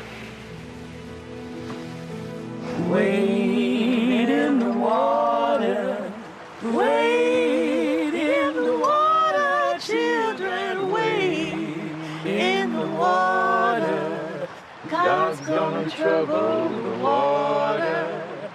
Wade in the water, wade in the water, children, wade in the water. Wade in the water. Well, why did you stop? It sounded lovely. Well, parts of it did. Hey, Megan, listen. Mr. Bishop, is he still running that ice cream truck? That man will never stop. Let's go. Okay. Megan told me they were high school sweethearts. Well, Dottie and I always used to joke and talk about sharing grandchildren. But you can't choose your children's lives for you. In the meantime, the workshop starts in the morning. No, I've canceled that. There's nobody here. Well, what are we, chopped liver? Monica and I are here, and a lot of people at the party said they'd come too. Maybe I'll do it. It might be just what I need. This is beautiful. Where did you get it? Frank and Dottie. She said nothing special. She said, I just needed a crystal bowl. I'm sorry. I'll start the dishes. It's all right. See, this is from Dottie. I know I'm supposed to read it, but I just can't do it. Would you read it for me? Of course I will. My dear friend, you thought you'd heard the last of me, huh? Don't ever think I'm gone away from you. We've shared too much of life, and that's what this letter is about, the life I've left behind. I need you to look after my little girl, Clarice. Don't let that happy face of hers fool you. She's in a lot of pain. Not just because of me. Her husband didn't have cancer, Clarice. He died of AIDS. And Megan has the virus now, too. Oh. Do you want me to stop? No, go on. Clarice, please don't let her know that I've told you. You know Megan. She's very private. And when she's ready, she'll tell you, but I want you to be prepared. She thinks she can do it alone, but she can't. I need you to be her guardian angel. I don't know which is worse, to have your child die before you, or to die knowing that you can't be there when your child is going to need you the most.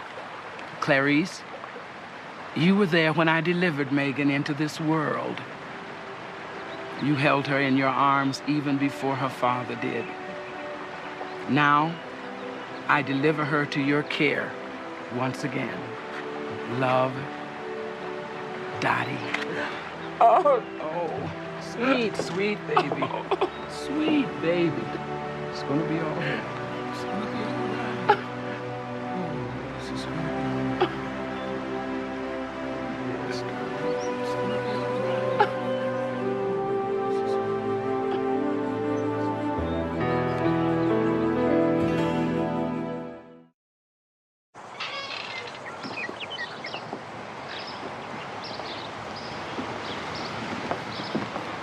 Good morning. Good morning. Good morning, and a beautiful morning it is. Yes. Did you see that sunrise? Do you know what it takes to do that? Is that all your breakfast, just those pills? Oh, it's just vitamins. I've been kind of health nut, you know. Good morning, everybody. Good morning. Good morning, Sam. Good morning. Good morning. Looks like you've been out already, huh?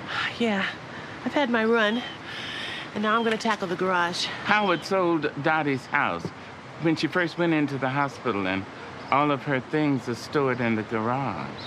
Are you gonna go through your mother's stuff alone? It's now or never. Let me help.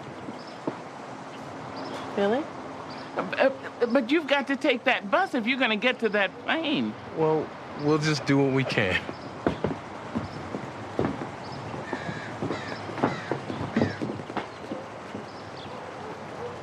Remember when Dottie used to read this to us? 5 Little Peppers and How They Grew. You know, you should keep this and maybe read it to your kids someday. No, you keep it. At the rate you're going, you'll probably have kids way before me. What's that supposed to mean? Oh, Mom and Clarice have kept me up to date on your little dating schedule.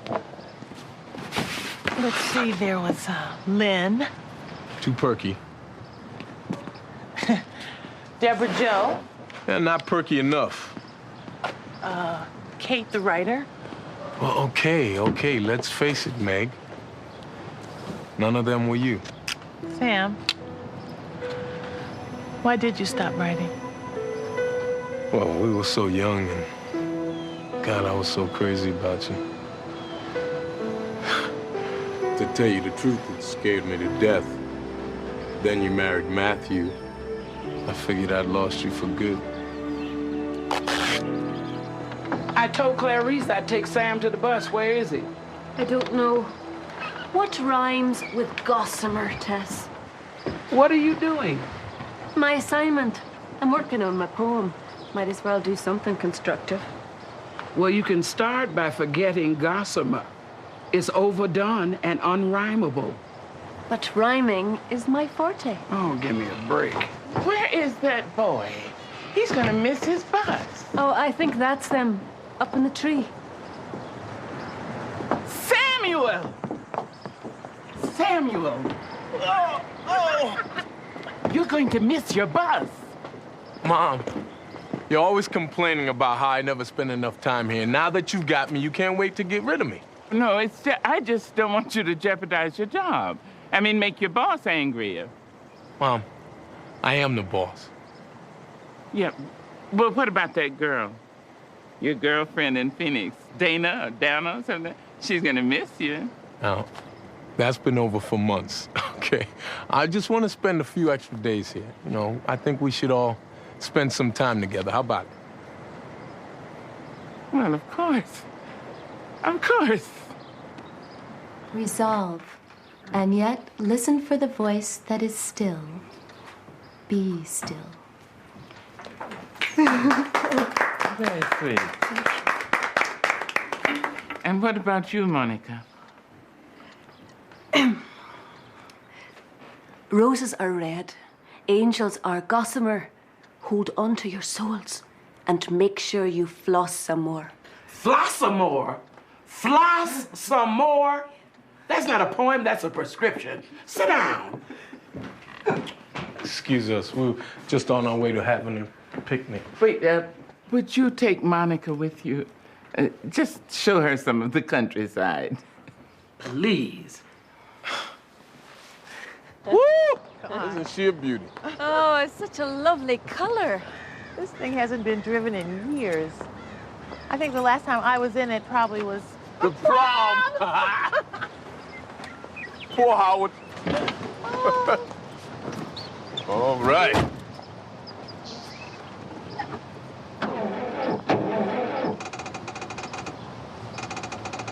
Well, it was a good idea. Why don't you let me try? Go on, pop the hood. Okay.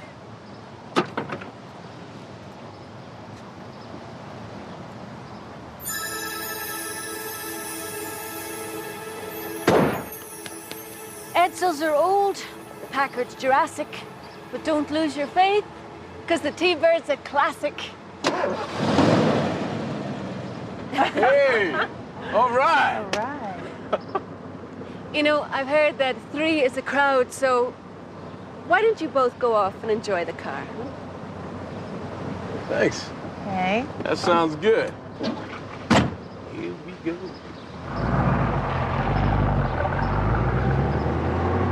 I wonder if this thing can make it to Phoenix.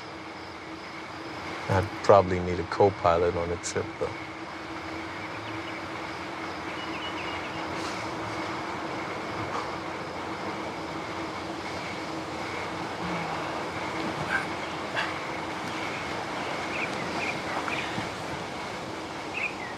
You're still gonna fix us something to eat, aren't you?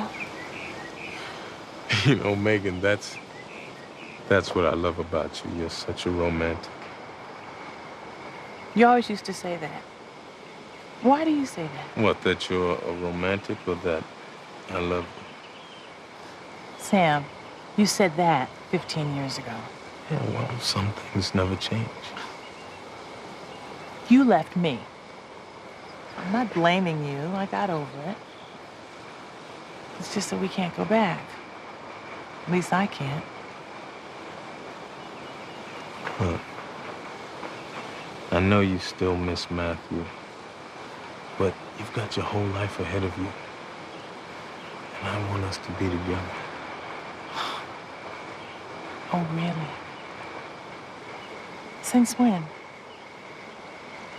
I knew when you married Matthew that I made a huge mistake. Sam, you have no idea. Okay, maybe it's too soon.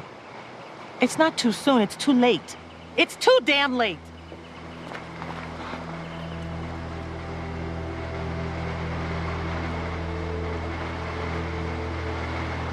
Sam. Matt didn't die of cancer. He, before I knew him, got into drugs and he shared needles. He, kicked the habit long before we got married. But what he didn't know, and what I didn't know,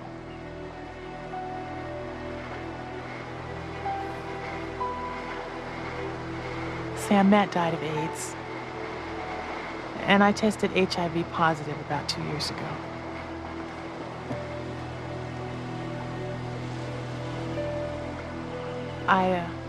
I only have the virus so far. Sometimes I don't really think about it. Like today. Sam, say something, please.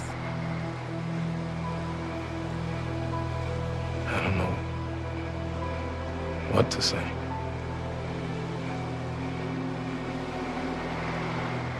It's okay. Nobody ever does. Do me a favor.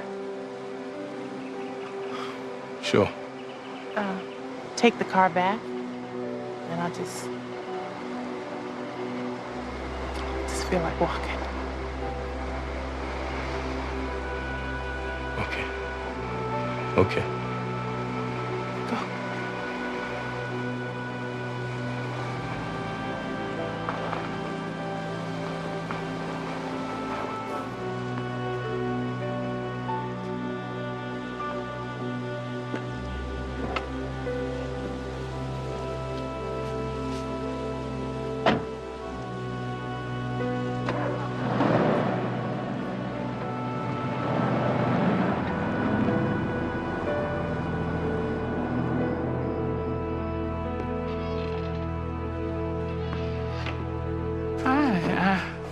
I was worried about you.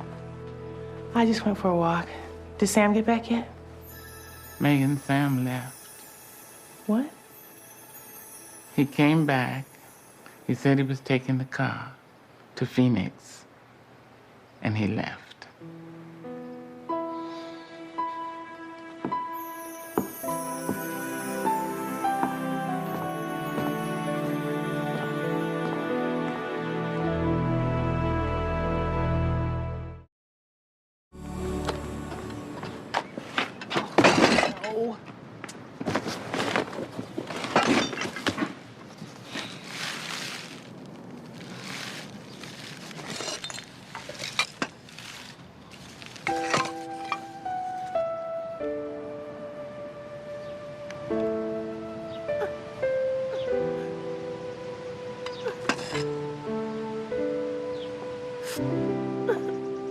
Megan, we can glue those back together.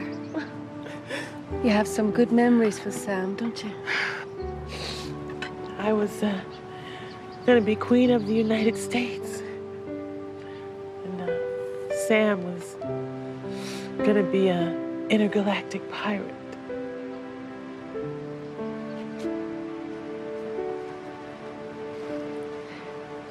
Megan, I know those pills you're taking aren't just vitamins.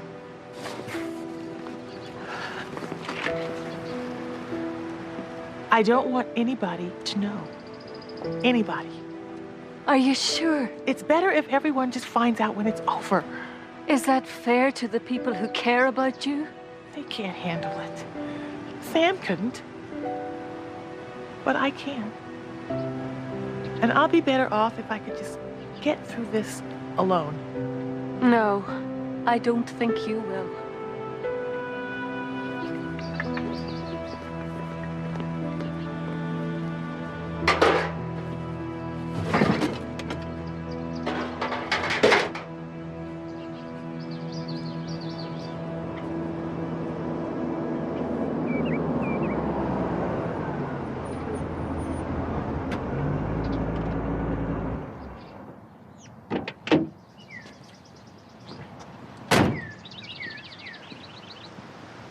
I got as far as the Pennsylvania Turnpike.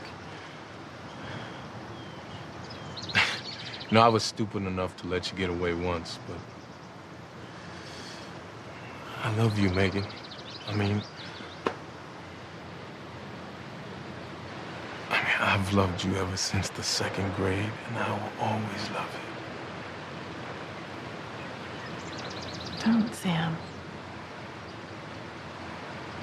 Marry me. Sam, how can I say yes? If you didn't have this illness... But I do have it. I do. Okay. But if you didn't, what would you say?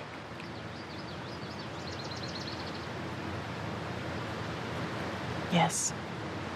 I would say yes. Okay, then what are we talking about? Hey. I want to marry you. Sam,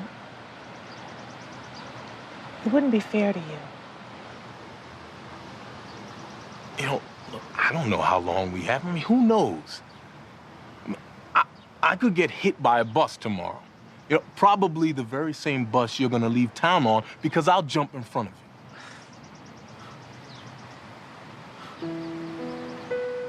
Look, I know things are gonna be tough, but I wanna be there. Sam, look, I appreciate everything you're trying to do. I do. But if you want to do something for me, be my friend. I'm not trying to do anything. And I am your friend. But a friend can't be there for you like a husband can. And I will love you, and I will care for you. Till death do we part. Yeah. That's the vow I want to make.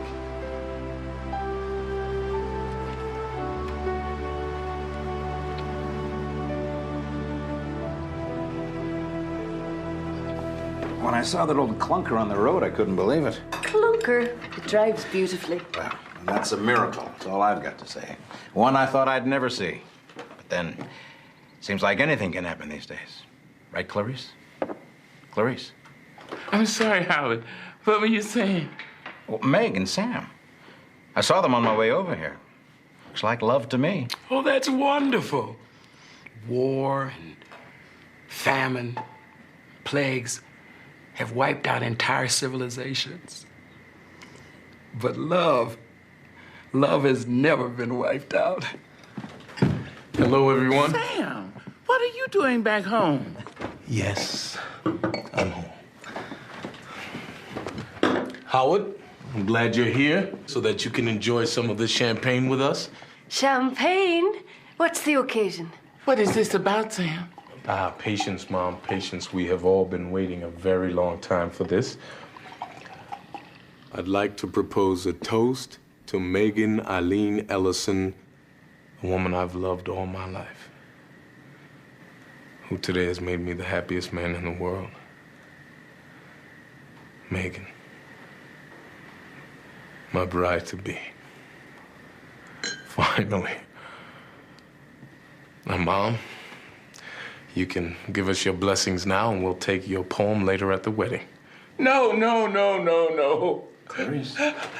I know that you have the AIDS virus. Your mother told me in her last letter. Oh, my God. How can you do this, Megan? She asked me to keep it secret to protect your privacy, but how can you do this? How can you be so selfish? Clarice. Dottie was my oldest friend, my dearest. She gave you to me when she died. She asked me to look after you, Megan. Megan, I'm going to look after you. Not for Dottie, but for myself, because I love you. But I have already lost Dottie. And I know I'm going to lose you. But I will not lose Sam, too. I will not lose my only child. I will not! I will not! I will not! Megan, this doesn't change anything. No, Sam. She's right.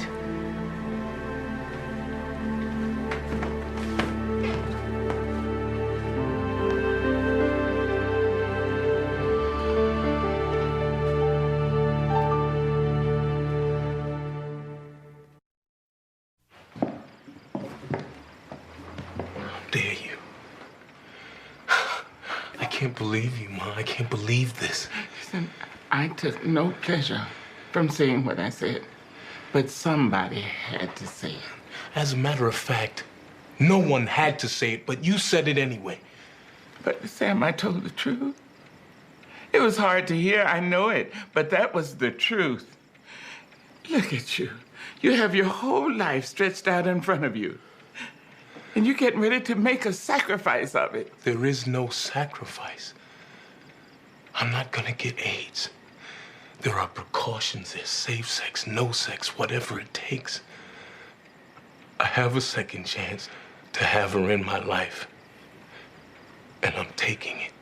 What kind of chance is this? A chance to watch her die? I'm not gonna lose her again. Oh, Sam, you will lose her. You will lose her as you feed her. You will lose her as you wash her. You will lose her as you just sit there looking at her. You will lose her when you see her wither away, Sam. With screaming pain, you will lose her. And then finally, baby, when it's all over for her, it could just be beginning for you. I love her. But love won't save her now. I am using my love to try to save you. Can't you understand that? This is real. I know.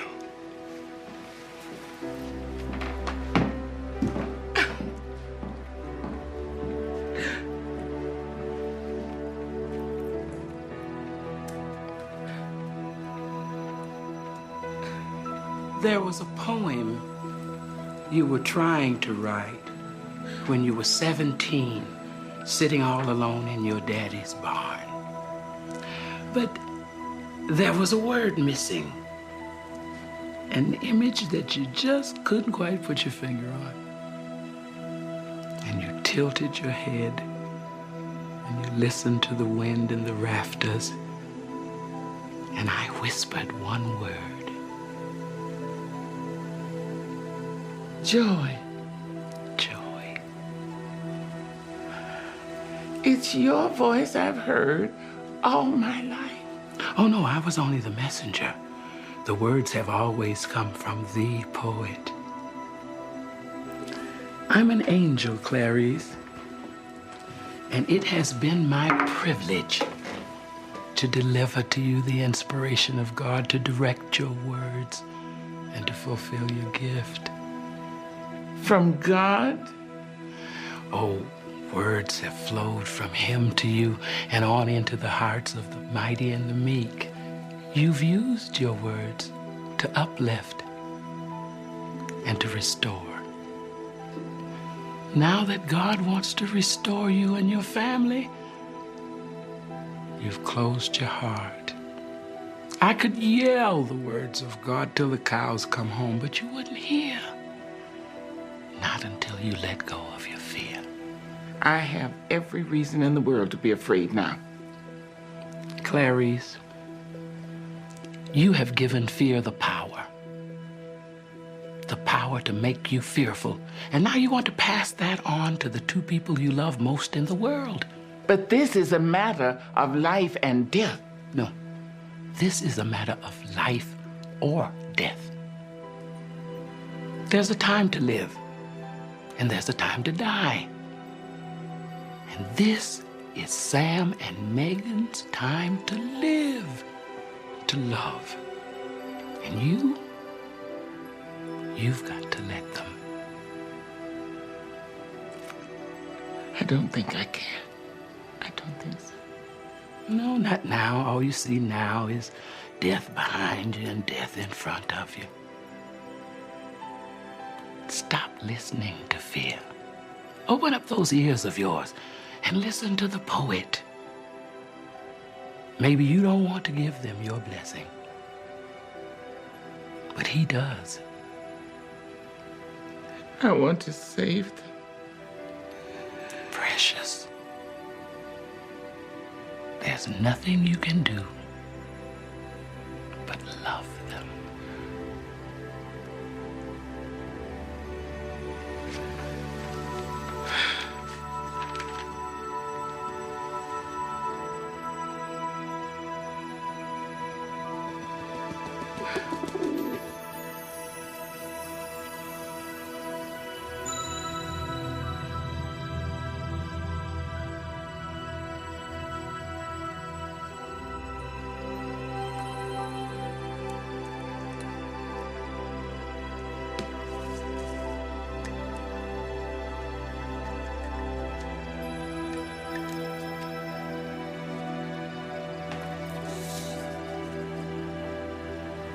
Joey.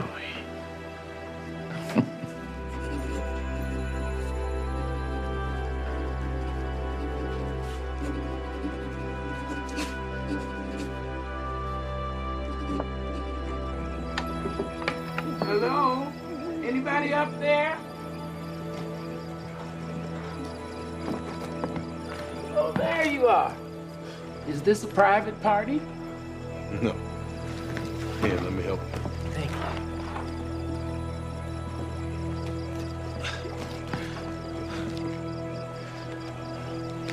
Welcome to my special place. When I was a little kid, I used to come up here to mull things over. Well, did you ever mull over getting another special place? I guess I had too many other things on my mind. Like now? Yeah. Sam, I got something to tell you. Now, I'm not a poet like your mother, and I'm not typically exciting on these revelation things. Monica lights up like a Christmas tree half the time. But I've always put stock in plain old-fashioned facts, even if sometimes they do come out a little rough. I guess you're only human, right? Well, that's my point. Actually, I'm an angel, and so is Monica. Clarice took it pretty good, but she's a little artsy, and she's sort of prepared for the unusual. But you've had your fill of the unusual recently, huh? You want to go back to that angel thing? God loves you and Megan, and he rejoices in your love. Don't let each other go. It's Tess. Whether you're an angel or not, I really appreciate the thought. Really.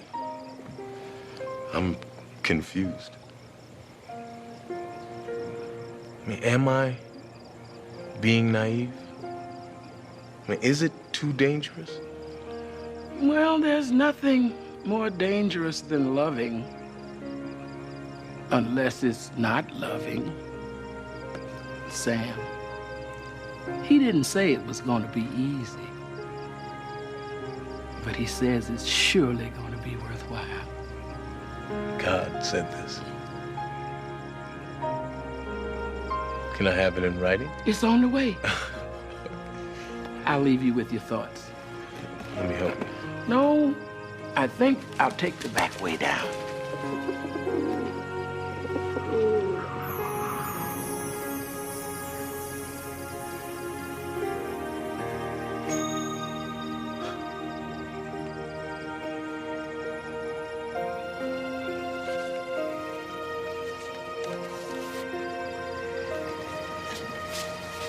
And after you finish that, come on down here. There's somebody waiting to see you.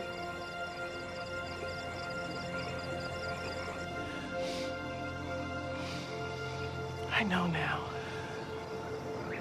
I know I'm gonna die. But Mom, how am I gonna live without the only family I've got left? I don't want to die alone. I'm afraid.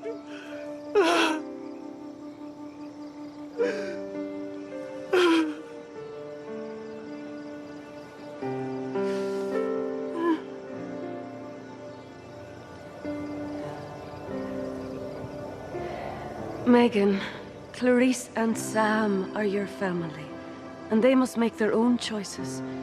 But whatever choices they make, I promise you, you will not die alone. Monica? There are all kinds of angels in this world, Megan. But tonight you needed the real thing. I am an angel. An angel? Yes, Megan. And God sent me here to be with you. Then let me just ask you one thing. Why? Why did he do this to me? What did I do to deserve this? Nothing. Megan, you've done nothing. This is not a punishment. God hasn't done this to you. God didn't set this journey in motion. He's just as angry as you are that you have to walk this road. But he promises you this, Megan. He will walk this road with you, and he will be there for you when you reach the end of it. God loves you. That's why he sent me here. Then, can you stay with me through this? For as long as it takes? I think I would just get in Sam's way. Sam is gone. Clarice is gone. No, they're not. God has kept all of us very busy this night.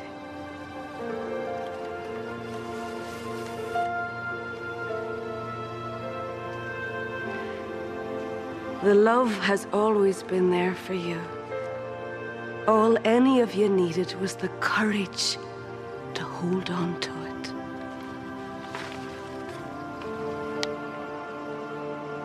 We, unaccustomed to courage, exiles from delight, live coiled in shells of loneliness until love leaves its high holy temple and comes into our sight to liberate us into life. Love arrives, and in its train come ecstasies, old memories of pleasure, ancient histories of pain. Yet, if we are bold, love strikes away the chains of fear from our souls. We are weaned from timidity. In the flush of love's light, we dare be brave. And suddenly we see that love costs all that we are and all that we hope to be. Yet it is only love which sets us free.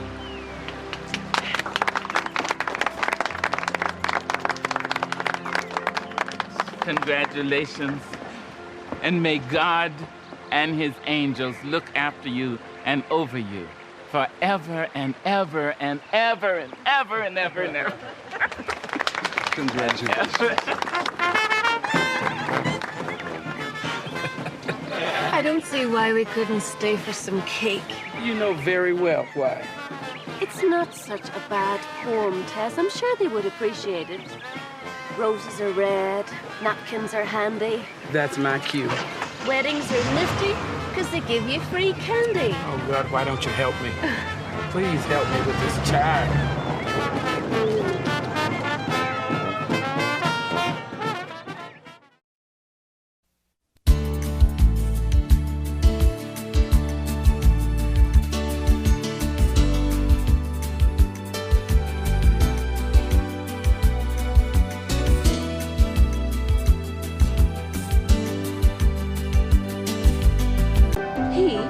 Yeah, that's Jerome.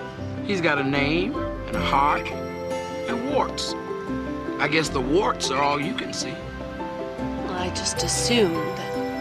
Baby, you keep looking at things with your eyes instead of your heart. You're gonna assume yourself all the way back to the choir, angel girl.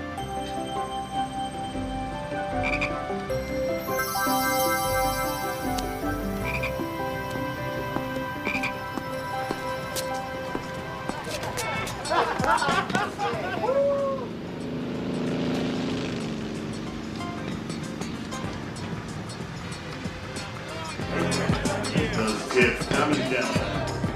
Yeah, that's right. Yeah. The beautiful Glitter is dancing for you on our stage. Glitter is her stage name. Her real name is Ginger. Ah, that's better. I guess that glitter can be just as ugly as warts sometimes. Your assignment is to look beyond all that glitter. I don't think there's much glitter to look beyond. Baby, be careful. Don't start making judgments from what you see here. Remember Jerome. The secret is what's inside. And Ginger's got deep pain and confusion inside. She's doing all the wrong things for all the right reasons. And she's hurting somebody else even more than she's hurting herself. And that's what you've got to help her strip away. I don't like the sound of this. This isn't one of those walk a mile in her shoes things, is it? Try stilettos. A stripper? Well, not necessarily. You're supposed to start off easy and work your way up. Up? Well, we're gonna find out where that is. Come on, gentlemen, show your appreciation.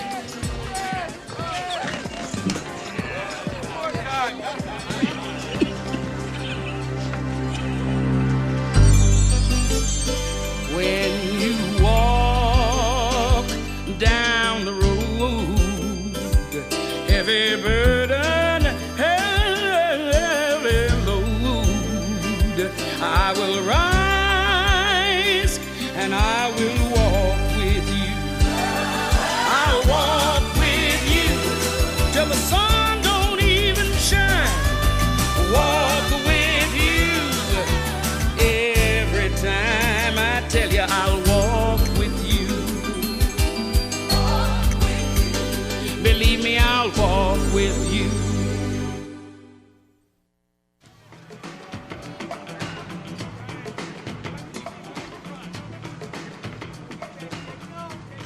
Not bad. Couldn't I wear a little more? In this business, less is more. And when we move you up to strip, you'll be wearing even less.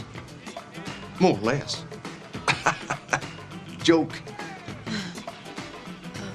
When will that be? Whenever you're ready, baby. Or when I can somebody, whichever comes first. But I need a sitter. Look, you can't leave now. I really need you. Okay, okay. Look, how about if I give you an extra 20? All right, 25? Look, I know the motel room is cramped. I'm getting a bigger place this afternoon. Yeah, I see. I've heard that one before. You're all heart.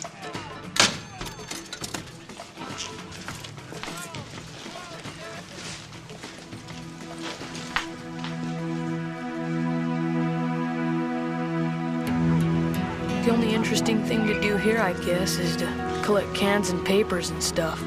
But if you stay with it, you can make some good money. You can tell a lot about people from their garbage. Like if they're pigs or... That's how those archaeologists figure it all out. They sift through petrified garbage and stuff. So like 100 years from now, figure out why we died. Hey, hey. Hey. What's up, Miss Jeremy? How you doing today? What you got good for me? I got 20 pounds of newspaper and a couple bags of cans. Oh, good job, good job. So you going to Nashville? Yeah, I'm gonna go there this afternoon. As a matter of fact, I'll drop off these cans and these papers, go see my mom, so I could probably get that little cash for you in a couple of days, all right? My dad was looking for it. Whoa, where's he at? He's showing a trailer to someone. God, I hope they got some kids or a dog or at least something to play with. Yeah, I'm sure they do. Do me a favor, tell your dad I'll have his rent for him as soon as I get back from Nashville, all right? Okay. All right. So that just about does it. Now, there's no guest parking, no loud music after 10 o'clock. Well, and that other thing would be our little secret. All right, thanks.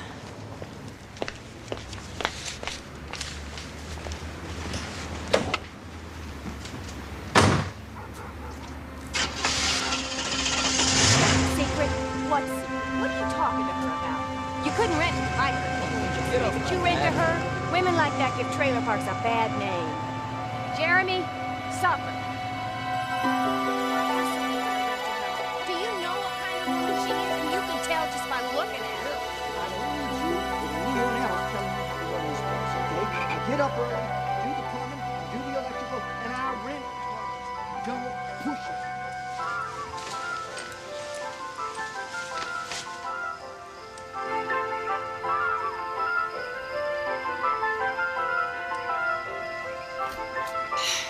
Your asthma bothering you? No. What the hell was that? Go to sleep.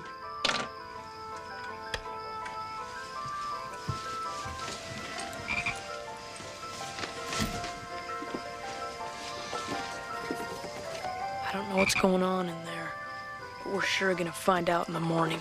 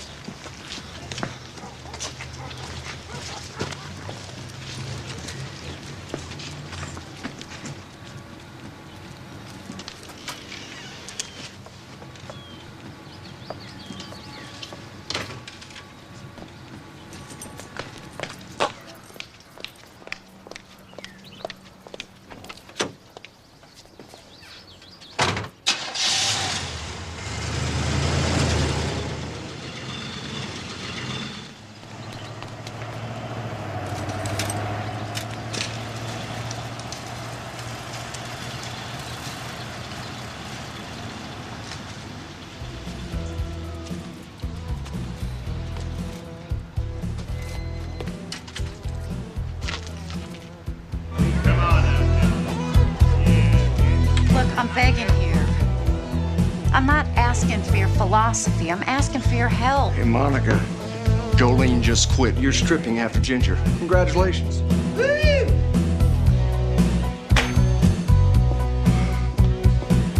Yo, Monica, get your tassels in gear. Hey! Oh, good afternoon, sir. My name is Jeremy, and I represent the Young Economists of America. I'm asking you to invest. Hey, get out of here. No kid's allowed to be here. So you going up there, huh? I can't wait to get a look at the rest of you. I'm so sorry. Actually, if the truth be known, I'm not at all sorry, Marty. You had it coming to you. Okay, that's it. You're fired. Marty, I'm sorry. What can I say? This here happens to be one of our investors. Marty, I promise this will never happen again.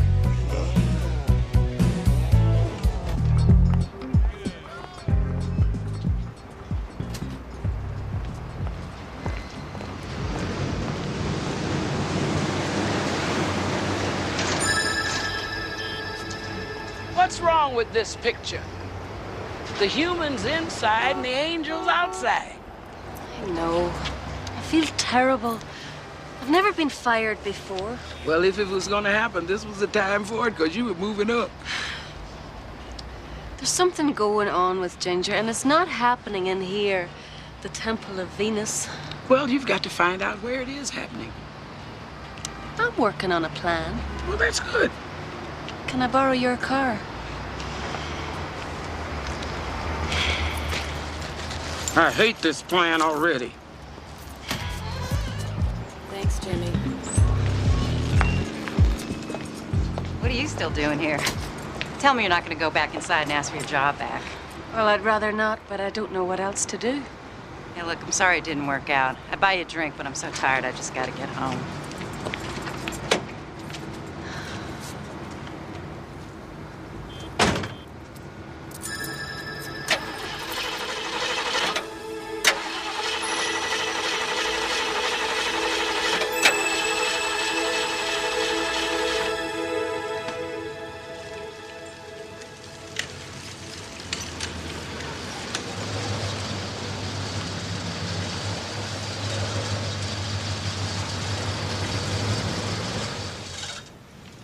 Nice car.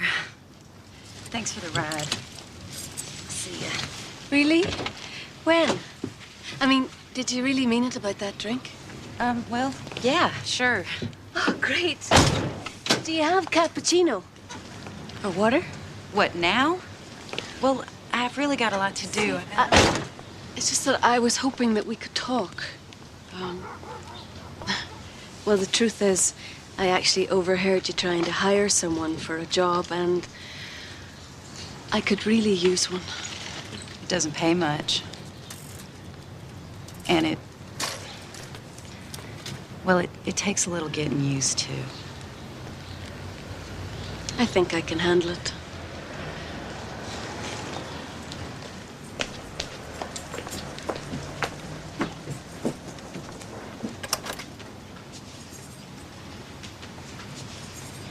What she got in there?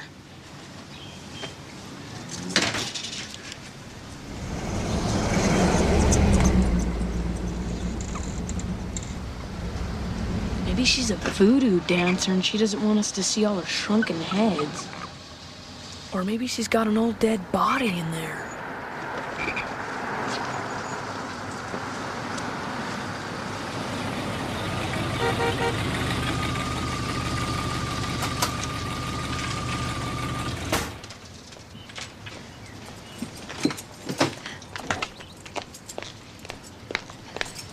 Good morning. I'm all set. Great. I'll see you later. I was just thinking, you know what you said about staying in the house? Look, we already went through that. You want the job, don't break the rules. You don't like the rules, tell me now. I got a bus to catch. Okay. I'm gonna be a little late. I gotta pick up my car from the shop. See ya. Bye.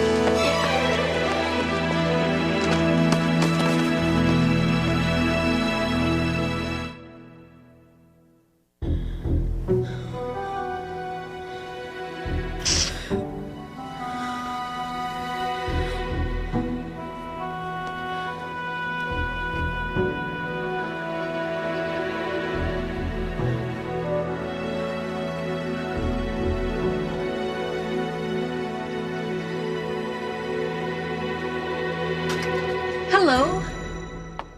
Ah, you're the young economist, aren't you? The what? Jeremy, isn't it? Yeah. Well, Jeremy, something seems to have shaken the trailer. And all the little decorations in that window over there fell down. You couldn't come inside and help us pick them up, huh? So nice to meet some children here in the park. We've been looking for some. Would you like some ice cream? I know it's early, but...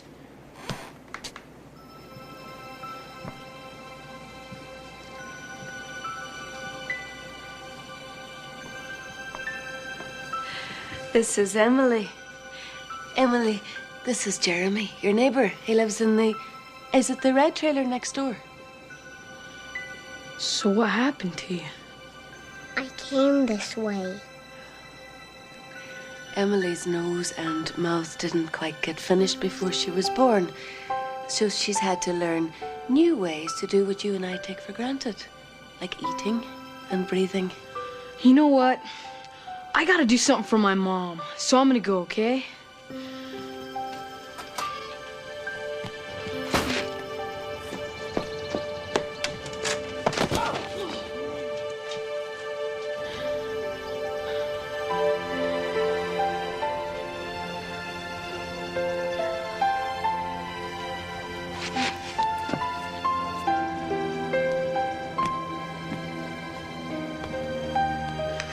One chocolate, and one chocolate vanilla. Thanks. Thanks. You're welcome. Jeremy, this is how Emily and I spend our afternoons together. When her mother is at work. She's a ballerina. See? Like this. She's pretty.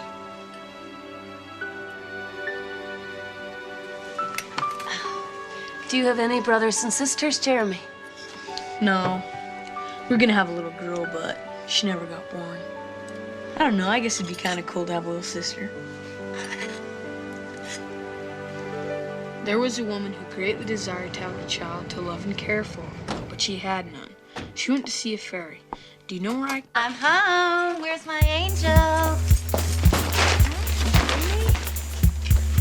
How was your day today? Mama, Jeremy's here. What is this? I said no strangers. Jeremy's not a stranger. He's a neighbor. Anyway, Emily could use some friends. Go and wash up for dinner, okay, baby? We're gonna have something special tonight, okay? Go on, you can use the dinosaur soap. Look, nothing personal. I just don't like kids being around Emily, okay? So do me a favor and just don't come back.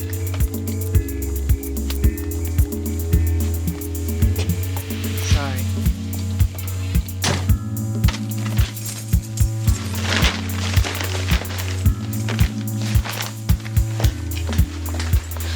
I'm sorry.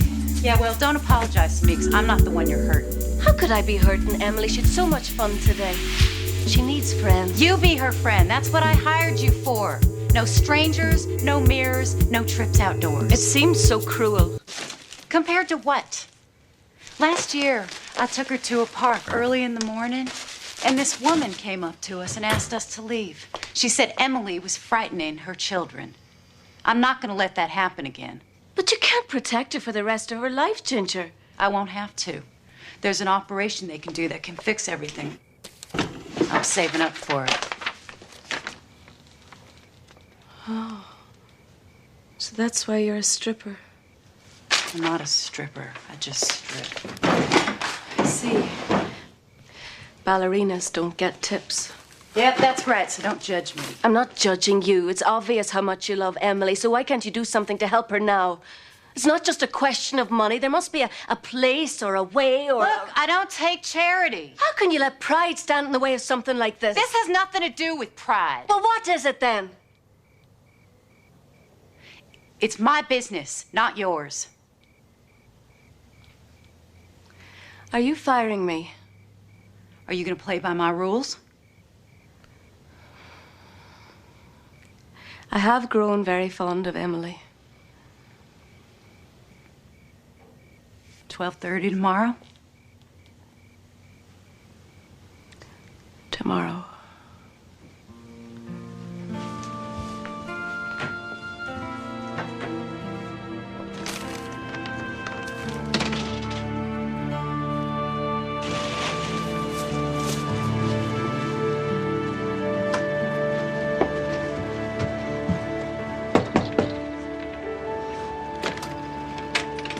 Hello, Jeremy. How have you been? Pretty good. I know I'm supposed to stay away, but I've had this book since I was a little kid, and it's pretty beat up, but I thought... Come on in. Okay.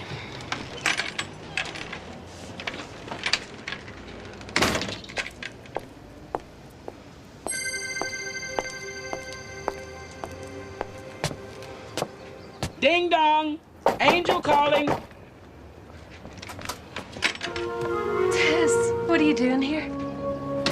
Well, I detect a slight change in focus. I believe Ginger is your assignment. And how are you going to get her trust if you keep disobeying her rules? Oh, they're terrible rules. And Ginger is totally unreasonable. Oh, she's got her reason, all right. You quit worrying about the problem and start finding the solution. And I wish you hadn't brought that boy in here. He was not in the plan. No, sir. Well, maybe the plan should change. Well, who do you think you are, Miss Wings? The last time I looked, I didn't see any bumper stickers that says smile because Monica loves you.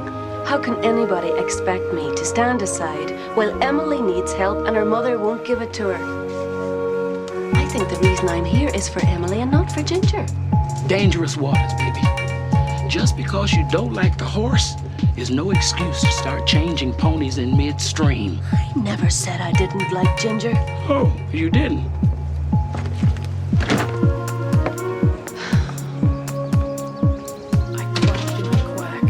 But it was no use. Let me see the egg. Yes, it's a turkey's egg. Leave it alone and teach your children to swim. I think I'll sit a bit longer, replied the duck. I sat this long already. Do as you please, snapped the old duck, and away she walked. At last her egg broke too.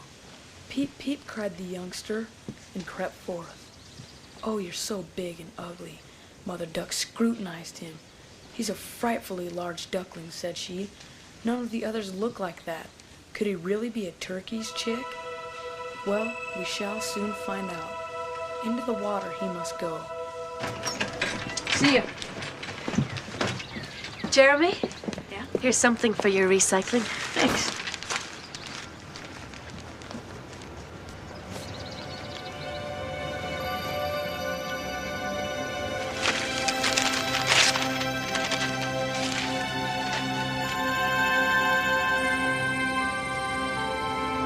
I'm not scared. I just gotta do it, so that's all.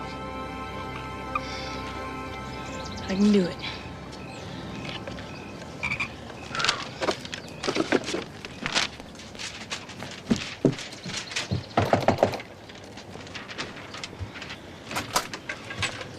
Don't get mad, okay? I just want to show you something. There's this organization called Operation Smile, where a team of doctors go around and they fix kids' faces. They're gonna be in Tennessee, but only tomorrow, and it's free. It's totally free. Where did you get this? What? Now, you listen to me. You leave me Come on, it's and free. my daughter What's wrong? alone. It's free.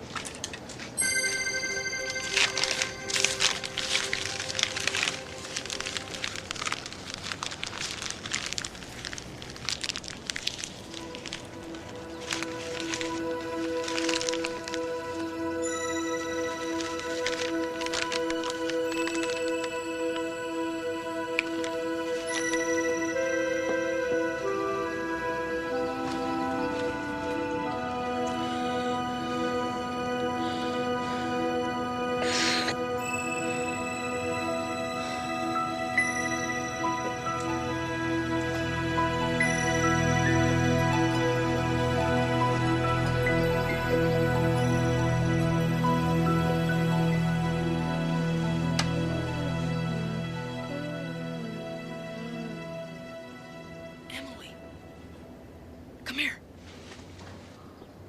Come on. Come on, come on.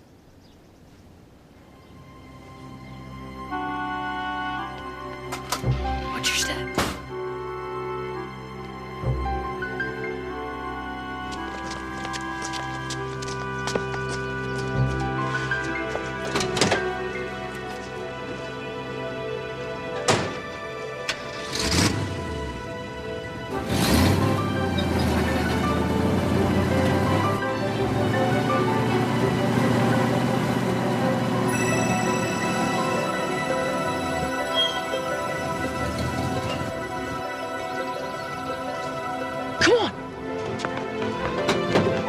Samuel, what's going on around here?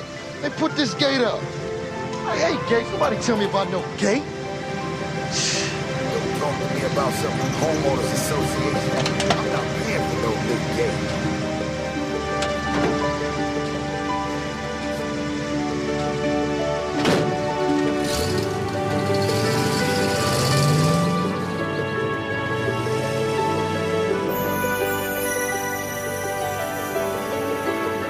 Please watch over them.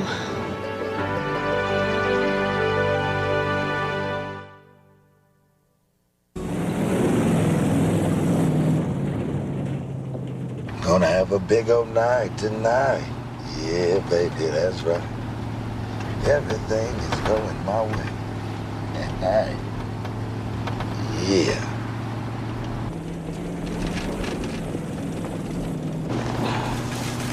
What I got?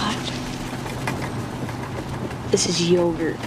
It's not as good as ice cream, but ice cream melts. Nashville's a really big place. My friend Albert says it's like heaven, but with only better music. Albert's your friend. How come we're riding back here? Well, Albert doesn't like passengers. Besides, we need to get to Nashville to get that operation. What's an operation? It's a thing they do to make you look like everyone else. Like you? No, not like me, like you. Kinda, only different. See, you'll be going to school and, well, people who are different that go to school get teased a lot. I was different, so I got teased a lot.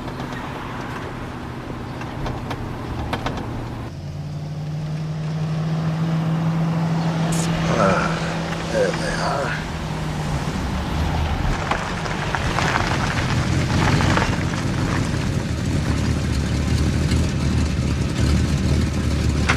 Get down. Hello, gentlemen. Here we go.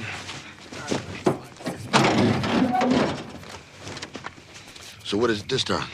Science stuff from some aeronautics company. Oh. Y'all ripping off a higher class of warehouse now, huh? You know the drill.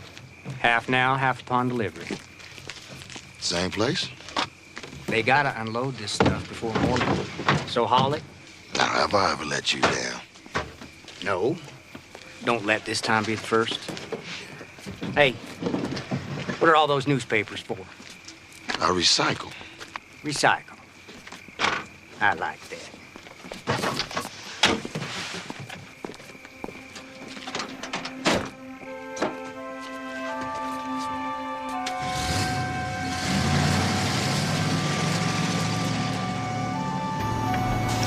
It's a close one. Next stop, Nashville. Are you saying that this is Jeremy's fault? Why won't bouncing around your tight little jeans? Now, look, lady, you better just watch your mouth. Don't you talk to my wife that way. I knew there would be trouble the minute you drove in. This is an unholy mess. You see what happens when you start messing with the plan? What possessed those children to jump on that truck? Well, I guess I got some cleanup work to do. It's nice to know you're needed.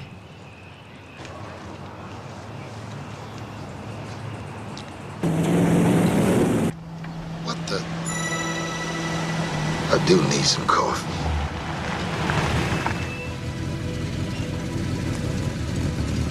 Woman, what are you doing out here on this road by yourself? Car broke down. I didn't see any car out here.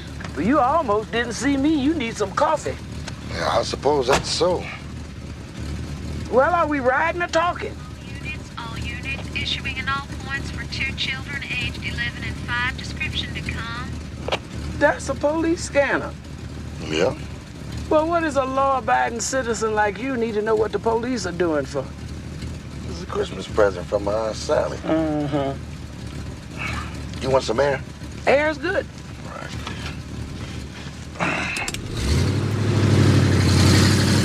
Like little music? Good music. It's 5 minutes to 7 here on WKRS, Bowling Green, Kentucky's #1 music station. Kentucky? What's Kentucky? It's a place way far away from Nashville. We're going the wrong way. Go check this out. What the?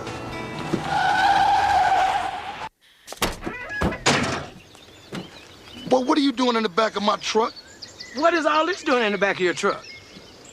Let me guess. Your Aunt Sally gave it to you. All units be advised, vehicle carrying 2 runaways is as follows. Blue 1977 pickup truck, Tennessee license, Peter Apple Bravo 416. This is just getting better and better, isn't it? They find your truck. They find more than your truck, huh? What are you doing in the back of my truck? Emily, come on. This is my friend Emily. We have to be in Nashville by 7 o'clock in the morning. Nashville?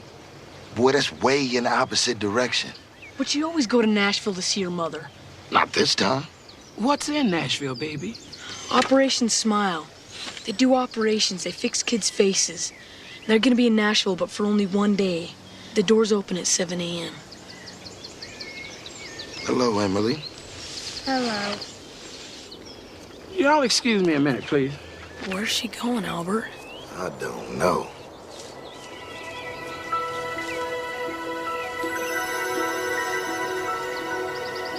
Father, the plans are changing faster than this old angel can keep up with.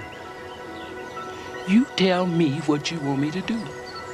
I really do need my coffee.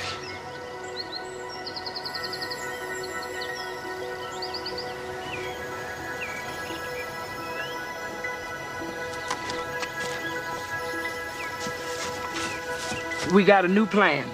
I didn't know we had an old one. We going to Nashville. Oh, no, I'm not going anywhere. The road to Nashville takes me right past that trailer park.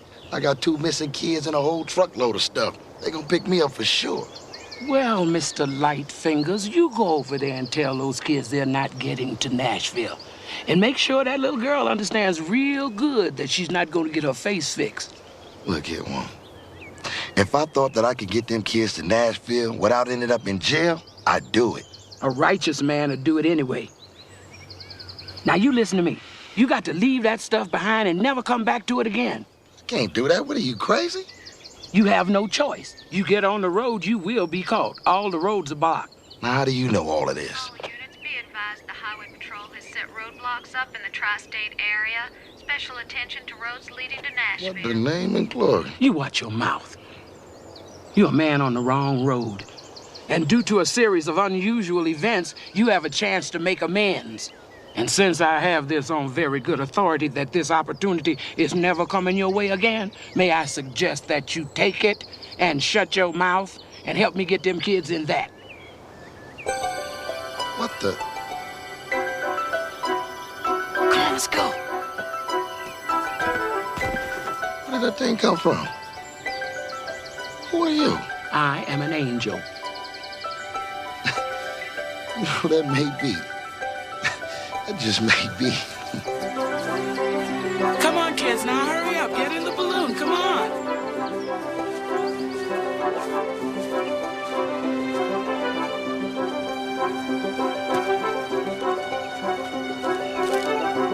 They're searching for us on every road and highway in 2 states.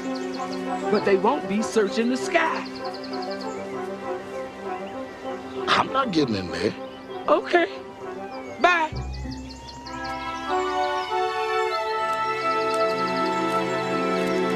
Okay, I don't want to seem too hasty now.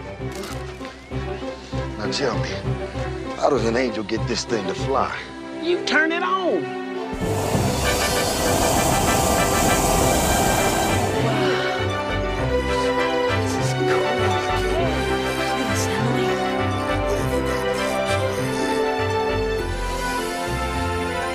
Isn't that wonderful? Look at this beauty. Turn around, baby. Don't be afraid.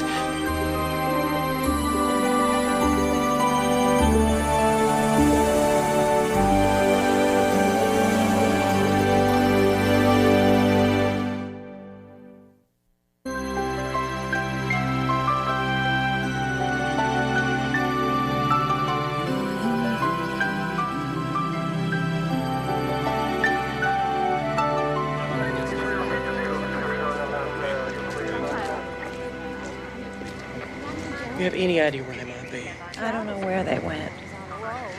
I didn't know Albert Turner at all. You'd have to ask them. Thank you.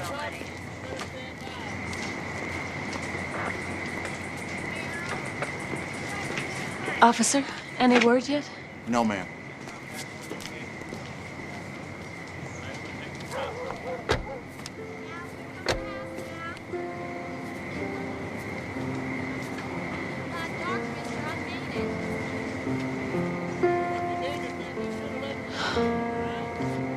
I know that not telling is just as bad as lying, but I really want Emily to have that operation, and if Ginger doesn't like it, then...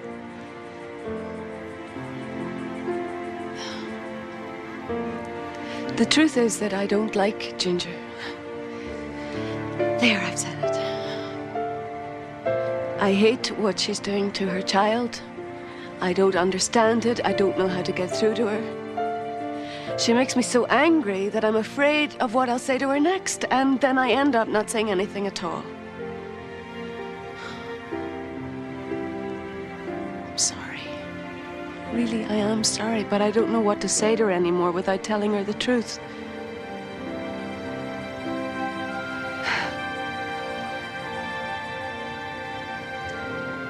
And the truth shall set her free. Ma'am, are you all right? Yes, I'm just fine. I understand you were the babysitter. I am the babysitter. But do you have any idea where we might find them? Nashville. Thank you.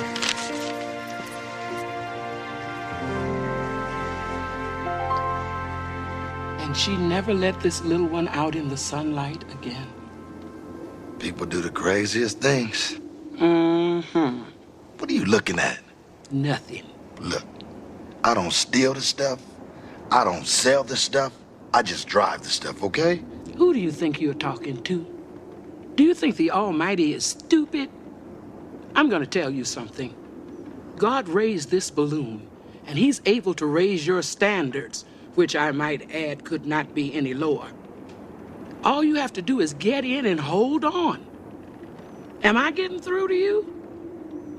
Look, Nashville. Look, baby, Nashville. Nashville? Look at the sunrise.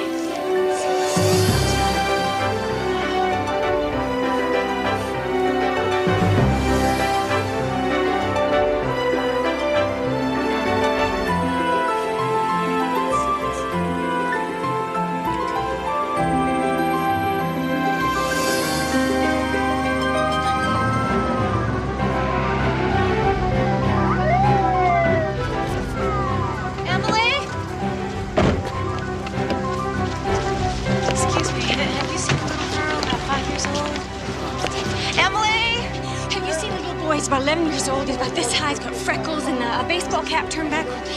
He's with a little girl, and she's... Look, honey. No. All right, you take this side, I'll take this side. Ginger! She's not here. How did you get here? What's going on? Emily's not here, but she's safe. And she'll be here very soon, I think. What? You know, she'll need parental consent for the operation today. No. As soon as I find her, we are going home. What kind of a woman are you? That's none of your business. She's my child. No. She's your gift. She's your precious charge from God. Don't you talk to me about God. God hates me. That's absurd. What do you know about God? What do you know about him? I know that that little girl is a living reminder of every screw-up in my life. Every guy I slept with, every time I ever woke up in a strange bed, every tassel and every garter I ever tossed, every check I ever bounced, my God, probably even every chain letter I didn't pass on. What goes around comes around, Monica. And I thought, fine. Live hard, play hard, die hard. I can take it. But God, see, He's tricky. He didn't just make me pay for it. He made her pay for it. He punishes me by making her suffer. Don't you see? Taking the charity, getting that operation for free, that won't work. I have to pay for it. Me. That's my penance. That's my punishment. Stop! I won't listen to this. I won't. If you have done things in your life that you are not proud of, I am sorry. And if you don't believe that you can walk away from all of that right now, then I am sorrier still. But for you to twist your guilt and your superstitions and your fables into a life sentence for that little child, that makes me very angry. You are looking at an angel, Ginger. An angel sent by God who thought all she had to do was to bring some healing into the life of a child. But you are that child, Ginger. And that healing will never be yours until you accept that God did not punish you for all your screw-ups. You should get on your knees and thank Him for sending your child in spite of them. You don't understand. I took speed to keep me going when I was in the ballet. I knew I might be pregnant, but I didn't care. So I just kept drinking and smoking and doing drugs. Oh, God, I did this to my baby. I love her so much, but I did this to her. You don't know that. I don't know that. There are great mysteries in this world that we don't understand, Ginger. Only God does. But this I do understand. That no mistake you have ever made is bigger than God's power to fix it. Your little girl saw the sun rise for the first time this morning. Isn't it time for you now?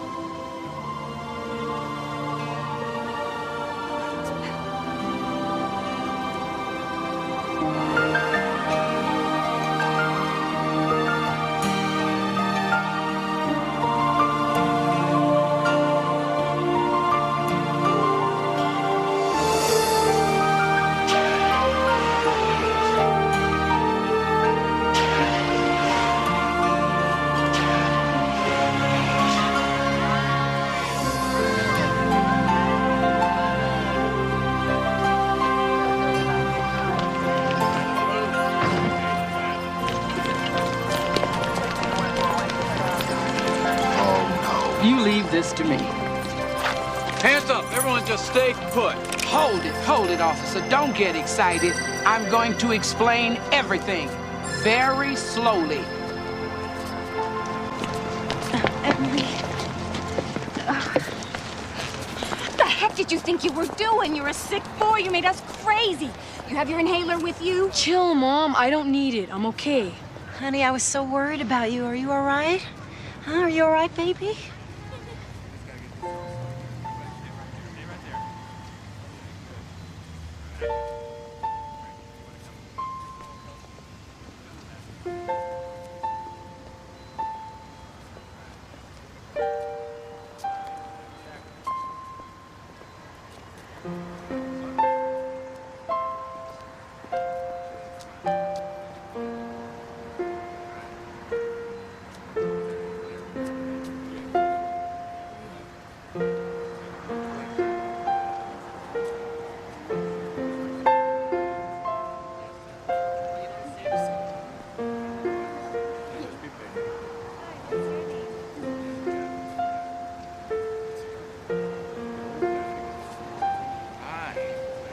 How are you?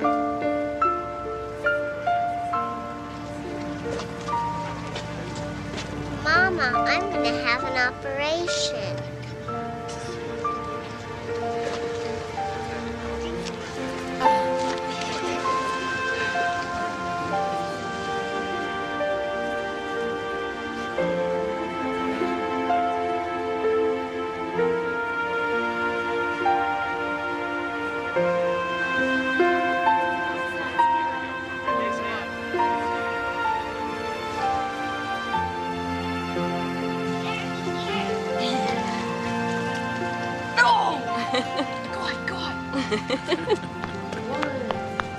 Oh, I couldn't help it. I just had to see how she's doing. Well, your problem is that you get too emotionally involved in your cases, which is one of the things I love most about you.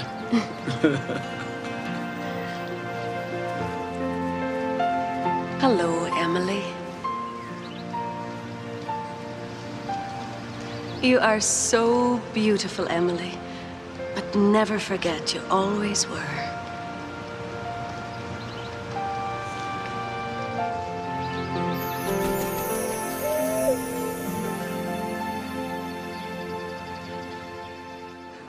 A child's smile is something to cherish and share. 3 of the children who appeared on tonight's episode have since received free reconstructive surgery through Operation Smile. Touched by an Angel would like to thank the surgeons, volunteers, and CBS for making these wonderful miracles possible. For more information on Operation Smile, you can call 804-625-0375.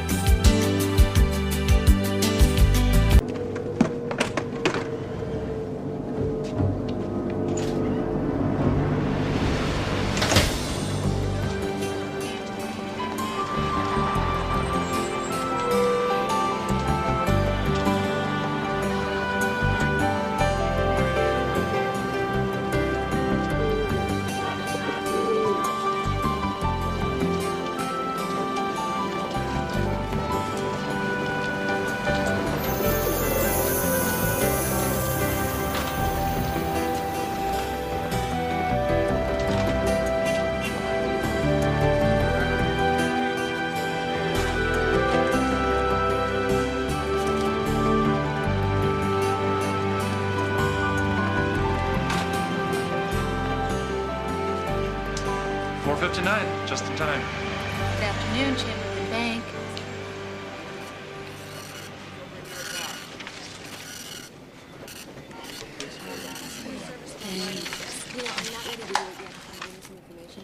Bye-bye. Here, next, please. Here you go. Can I help you next in line? I hate to pry, but what are you doing in here, Miss Wings? I'm returning this. Benji never wore his hair like that. Oh, I thought I'd put it on the lost and found. Angel, baby, you are so cute when you are naive.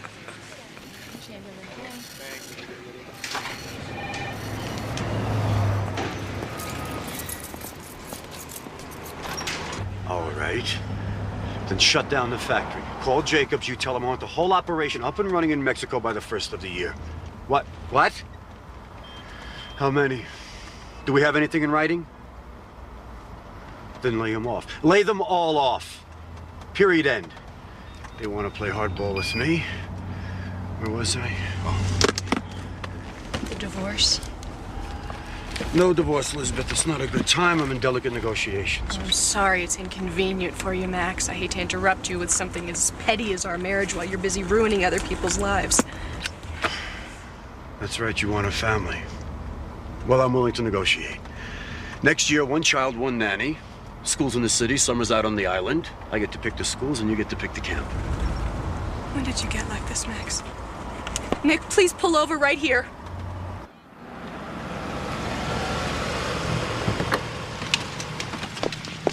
Elizabeth, think about what you... I am not gonna stand here and beg for your love, Max. And I will never let a child of mine beg for it. It's over. I don't want you in my life, and I don't want you to be the father of my children. Go ahead and answer it, Max. I'm sure it's much more important than me. All right. Have it your way.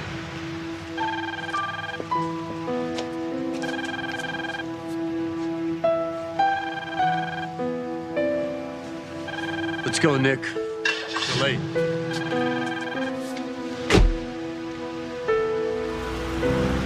Really put up a fight, didn't you, Max?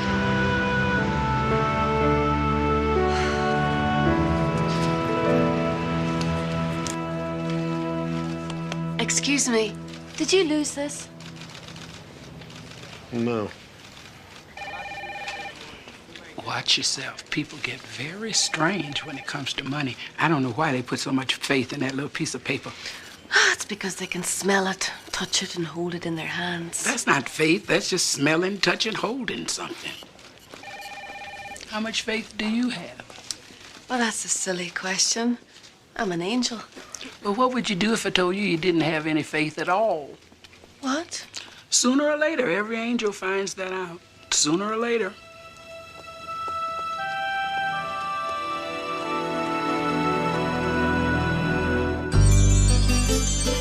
When you walk down the road, heavy burden, heavy load, I will rise and I will walk with you.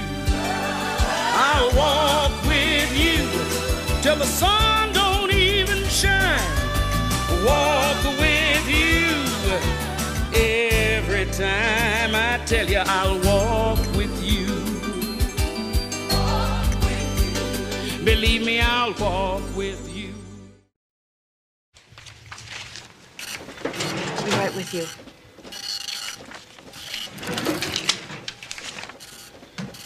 So how you two holding up?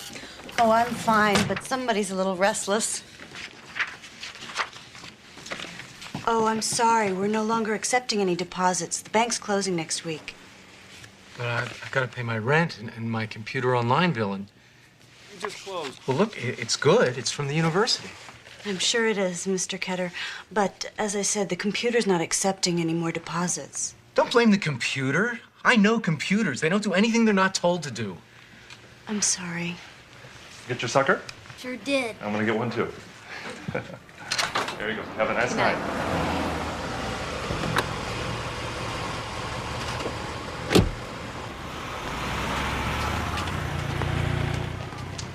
Evening, Mr. Chamberlain. Mr. Chamberlain. We've been expecting you. Follow me, please.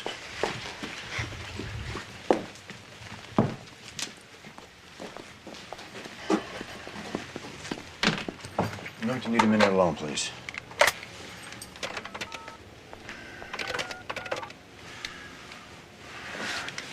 Chamberlain for Barger. Listen, I've got to cover these checks. I've been banking here for 3 years. You've never turned it down before. Isn't that funny? A bank turning away a customer's money. Well, maybe not funny, but certainly slightly amusing and an ironic sort of... Listen, I've got to cover these checks. I'd like to accommodate you. What we can do is give you a cashier's check, but there's a fee. I don't want to pay a fee. What is the matter with you? I've never gone through this before with a teller. Please step aside. I'll get the manager. And Howard, I want you to pull out the prenuptial, take a look at it, and get back to me. Get back to me. Mrs. Crespo, I'm ready. I want the monthly report, gross and net. Absolutely. I have it all here. Excuse me? Well, if you'd like, we can take a look at this in the other office. The vault, I'm already late. Oh, all right. Very good.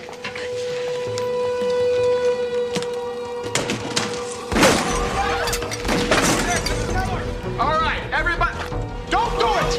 Don't do it! You, over here, right now. Guns on the ground. Now! $7 an hour is not worth it. Kick him over here. Come on, over here. All right, everybody else, over here. Let's go, let's go. Move it! You two, out there, now! Now! What is this, we got all day? I want everybody on the ground. With your hands on your head, especially you. Oh, you didn't have to do that. Shut up! Ladies, do you mind? Grab some rug, baby. Get your hands behind your head! What language do you speak?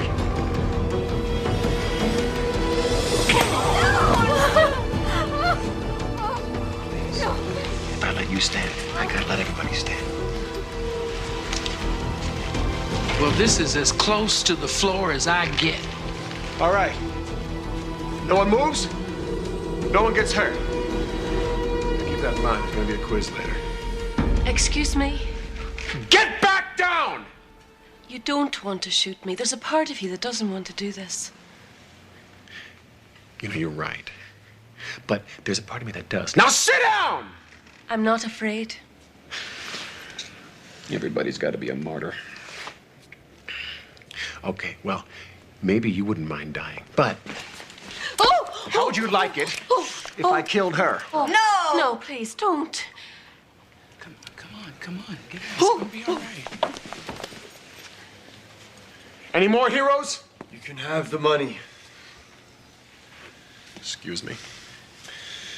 Take the money. It's okay. I own this bank. Do what he says. Take the money and go. Leave everybody alone. Well, you know, that was the plan, sweetheart.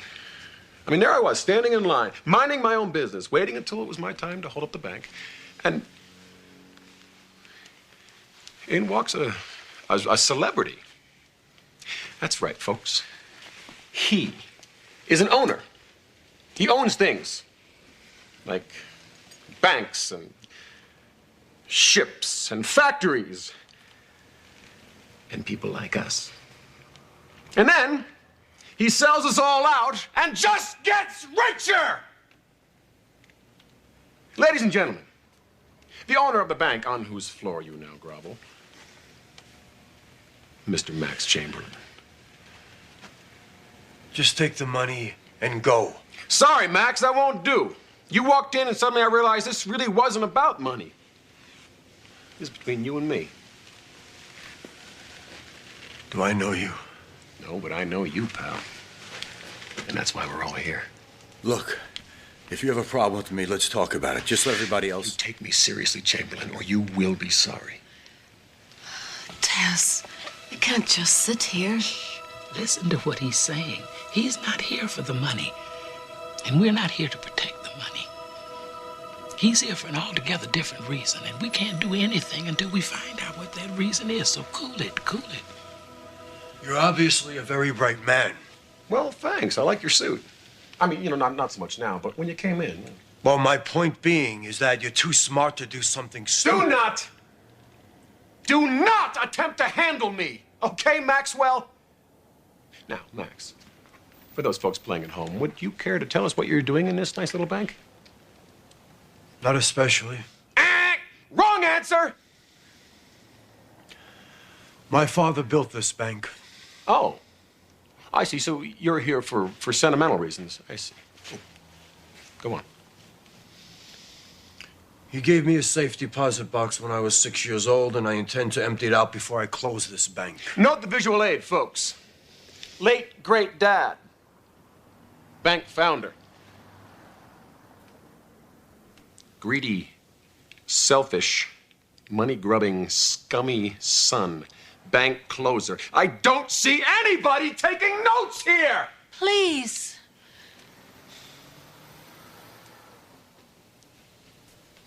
Now, Max, I got plenty of time. I, for one, would love to see what's in that safety deposit box. And get to know you a little better before getting a little ahead of myself. Who else would love to see what's inside Daddy's deposit box? Who wants to be class helper? What does this have to do with anything? A volunteer!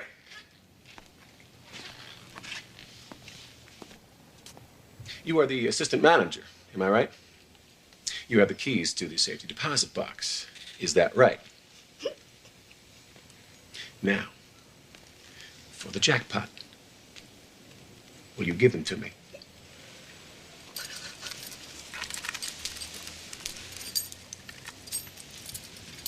You. And you. Empty the vault. Fetch. You don't have time for this. Max, you and I have an appointment with destiny. Do not be a clock watcher. The police will be here any minute. Yeah, well, you know, little Allison was a little busy. She didn't quite have time to hit that panic button. Did you? Now move.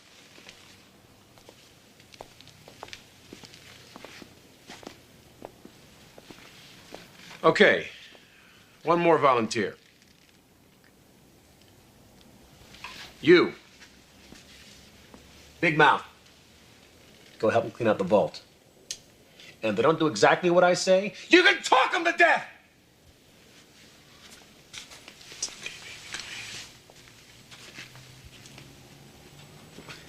Would you mind moving along here? I got dinner reservations. Well, you said you weren't in a Shut up!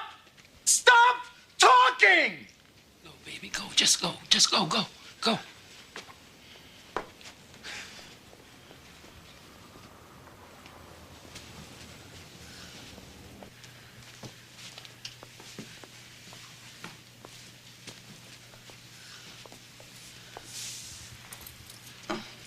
Are you all right? No. Come on, people! I don't want to lose my table!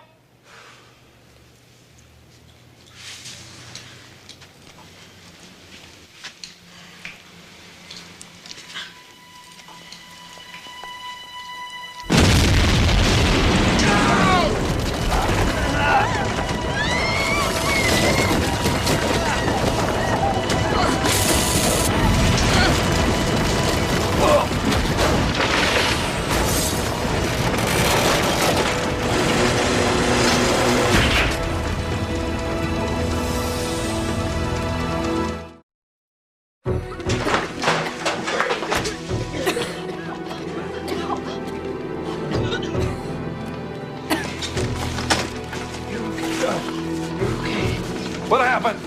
Maybe it was an earthquake. Earthquakes rumble.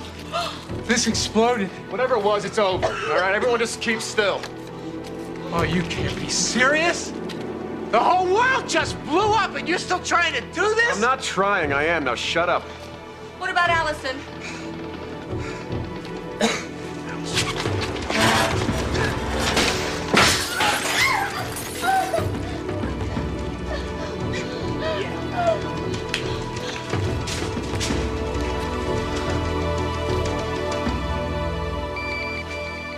Nothing.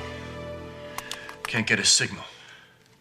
I've had nightmares about being locked in here. Come on, sit down.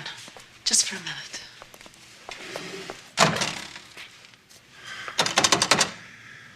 Phone's dead. Well, at least we have air. It's not so bad. You know, you're right. We could be on that side. With that lunatic. Okay, people, let's go. Down here. Come on. Let's go. Move it. Come on. Let's go. Let's go. Step right up. Everyone's a winner. Come on. Come on. Move. Don't be shy. Move it. Move it. Move it. We're gonna move a mountain here, huh?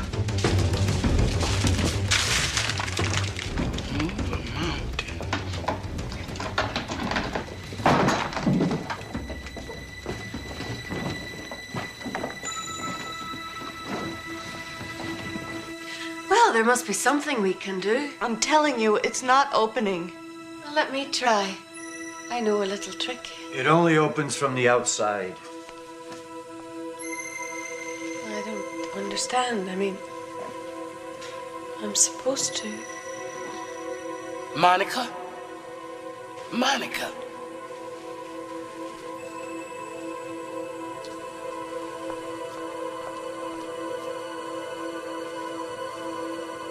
Don't worry about what you can't do or why you can't do it, baby. God can use you in there. Don't escape from it. Deal with it. Looks like we're gonna be here a while. Why, get another bank to close? Why is it nobody ever likes the guy who signs the checks? Huh? So how long have you worked here? 5 years. Next month. How come we never met before? We've only met about 100 times. 5 years. Back to my father's time. I liked your father. He knew my name. Doesn't surprise me. My father had a soft spot for people. He was a good man. My father, the sweetheart, the one who remembered your name, couldn't say no. Gave loans to every hard luck case that came into this bank. He almost ran this bank into the ground. You're lucky I carried you this long. Please, all this arguing isn't going to get us anywhere. And who are you? Do you work for me too? No. Just an innocent bystander, huh? Hey, boys and girls, we are gonna open that door. Now let's hey, did I ask you to talk? The ceiling's down. Shut up! Hey! Now let's go. I'm not leaving till I get what's inside of there. Boom! We lost one. Father, if you're ready to send me a sign, I am really ready to receive it. Hi. I guess you got lost. Next time I use the buddy system. What you ought to do is clear that front door. It's the only way out of here. Out to what? We don't even know what's out there. We don't know what's happened. I mean, an earthquake or a bomb or a nuclear war? We don't know. I mean, I don't hear any sirens. Maybe there's nothing out there. Of course there's something out there. How do you know? The whole world might just be gone. Well, it's not. I promise. Oh! What is it? Graham. When is your due date? Next week. You're not gonna have that baby in here, are you? And let the first thing my baby ever sees be you. I don't think so.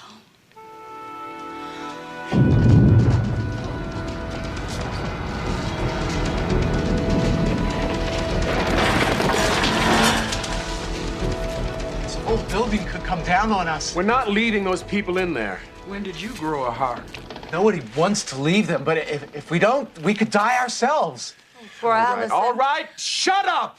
Just shut up, all right? She's not dying, and we're not leaving her. We can't. She's my wife. And that's my baby.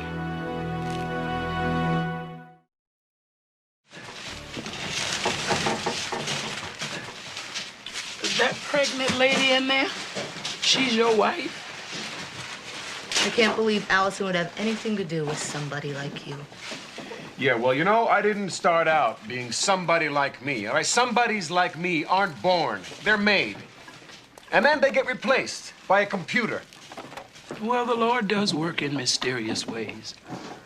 Why don't you get your mysterious ways moving, lady? Lord, give me patience and give it to me right now.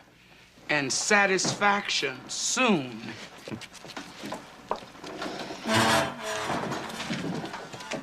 You hate me, don't you? No, hate has caused a lot of problems in this world, but it's never solved one yet. I know you don't like to think yourself capable of it, but admit it. You hate. You sound like an expert on the subject. Oh, yeah. Yeah, but you see, I'm selective. I only hate one man, the man in that vault. Mr. Chamberlain? What's he ever done to you? The same thing he's done to you, you idiot. Or haven't you noticed? Chamberlain likes to call it consolidation, downsizing. See, I call it throwing people out of work and cutting off their insurance, and condemning unborn children in the process. You're gonna be out of a job soon, pal, and so is my wife. And who do you think is responsible for that? Huh? Stealing his money is too good for him. He deserves worse. A lot worse. And I've been given the power to give it to him. So, are we digging so you can get to Allison or to Chamberlain? Did I say stop? Whenever I get really stressed at work, I come in here and imagine what might be in these boxes. I think there's a diamond tiara in here. And there's a dozen dried roses and love letters in one over there. And, this one has a drawing that Picasso made on a restaurant napkin. He used it to pay his check, and ever since it's been passed down from family to family. Family to family. I wonder if I'll ever have anything worth passing down. Your love.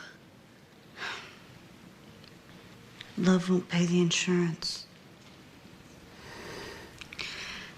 Have you had any more contractions? Couple. Look, what I do with my work isn't intended to hurt you. It's just good business. Did your father teach you that? About business? My father? My father was the worst businessman in the world. He lacked the one thing you need to succeed. Guts. Ah, too bad he only had a heart. And how would you know? Well, you were saying that he gave loans to people who otherwise wouldn't have gotten them. Obviously, he put his faith in people, not money. I tried faith. Once, and I got burned. Faith is for losers. I don't hope things happen. I make things happen. That must come in very handy.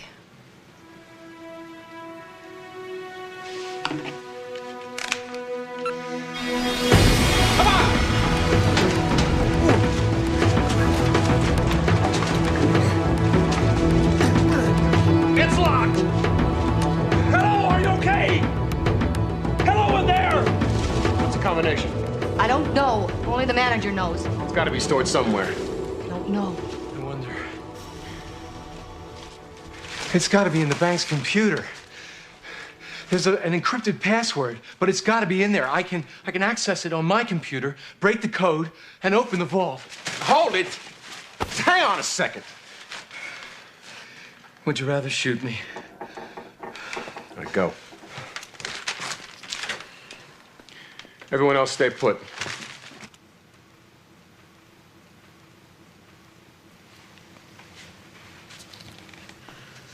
Why isn't anybody coming for us?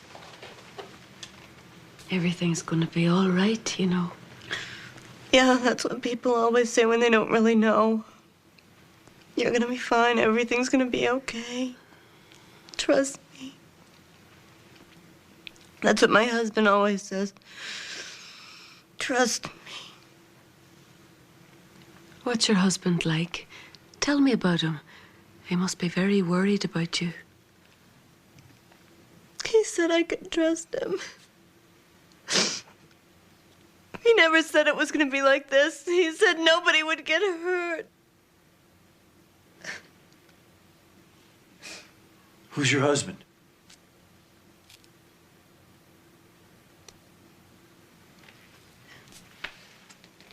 Who is your husband? The guy.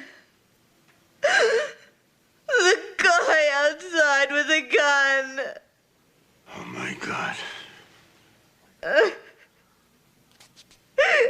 He was just gonna walk in and wave the gun around, take the money, and leave! That maniac outside is your husband? He's not crazy. He was just gonna take enough to make up for what we were gonna lose.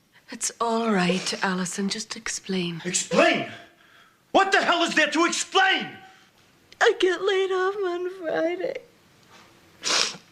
No maternity leave. No insurance. No job to come back to. So Jackson got furious and he said he would just take enough money to make up for the insurance and the rent and everything until I could get another job. Well, that sounds real reasonable. Makes a lot of sense to me.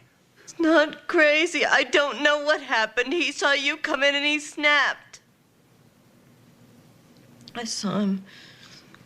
You know, people like you fired him and replaced him with a computer, and people like you closed the factory we used to work in and wrote it off as a loss on their income tax. People like me. I worked my butt off to succeed and I owe him something because he didn't? I don't know. All I know is that when somebody's winning, somebody else is always losing. Yeah, well, that's not my problem, lady. And you got a hell of a nerve lecturing me, you. And your psycho husband take a bank full of people hostage? God knows how many he's killed out there already. If we hadn't been locked in here, he was going to kill me, wasn't he? No. Wasn't he? No. Don't lie to me, wasn't he? I'm not lying. Please. Don't lie! Please stop it. I'm not lying. Please. I don't know what happened. It wasn't supposed to be like this. It was just gonna get us even. He was just gonna get us even. It's okay.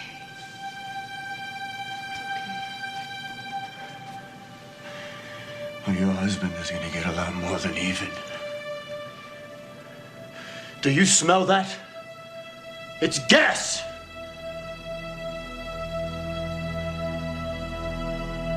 He's gonna kill us. All of us.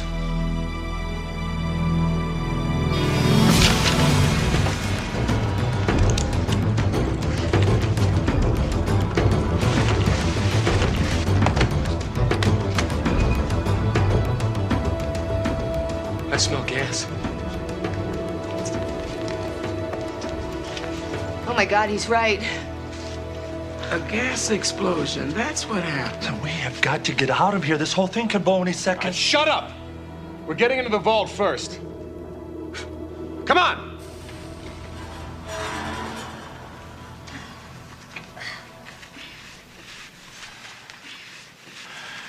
In an area this confined, it won't take long. If I die, will my baby die too? I don't want my baby to die. Shh, it's going to be all right. Oh, please, if you say that one more time, You'll what? You'll kill me? Would you rather I believed that it wasn't going to be all right? I'd rather be realistic. Oh, I forgot. Faith is for losers. That's right. Those who can do and those who can't make up something to believe in. That's why I don't believe in anything. Sure you do. You believe in power and money. Well, what good are they to you now? And what good is your faith to you now? All right, you want me to believe in something? I believe we're going to die. That's what I believe.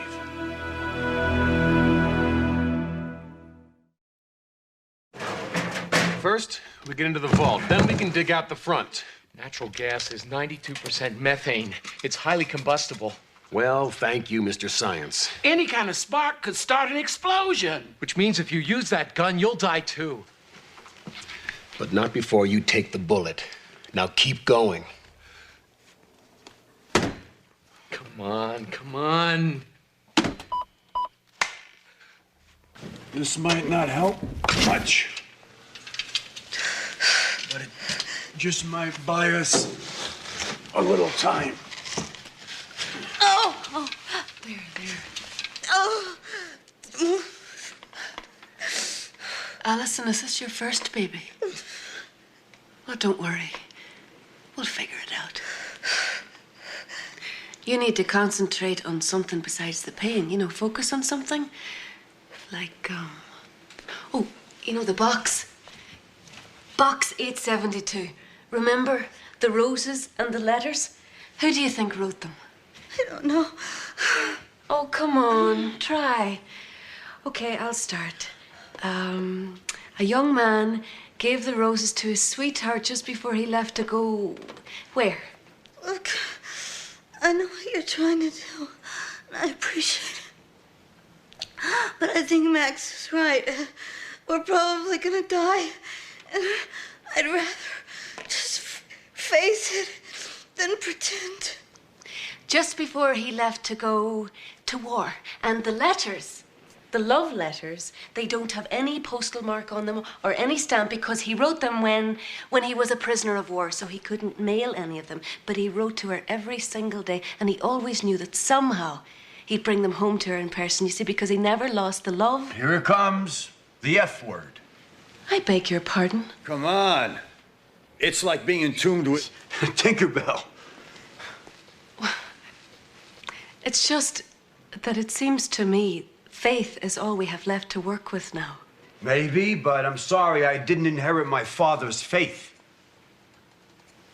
Well, I would like to think you wouldn't. I mean, it's not something in your genes like your mother's eyes or your grandmother's nose.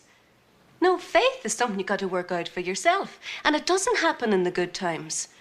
Your father forged his faith one failure at a time. And what did he have to show for it? A deposit box full of worthless IOUs? Look, I can't see the roses behind this box, but I know that someone's special treasure is in there. Max, what do you suppose is in your father's safety deposit box? I mean, you can't know what's in there, but you know it was precious enough for him to keep it there. He intended for you to have it. Whether you open it or not, it's still going to be there, waiting for you.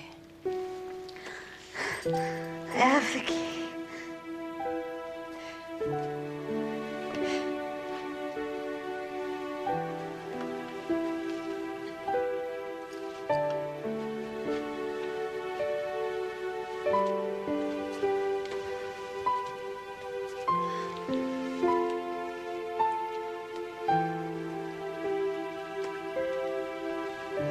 Box, number 1.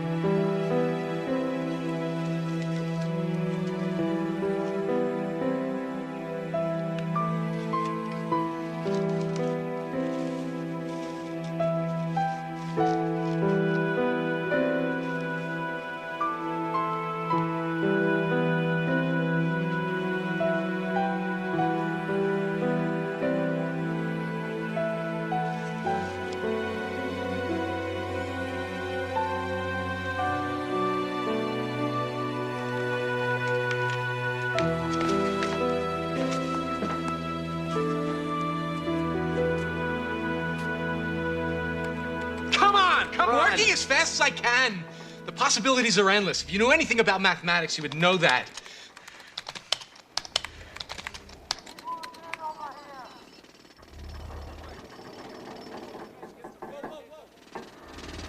What was that? Oh, my God. Who's there? Listen. Quiet! Quiet!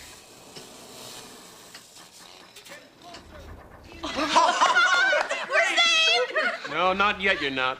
What now, Mr. Robber? Well, if they get in here before I get in there, we just better hope they don't. The door is about to open.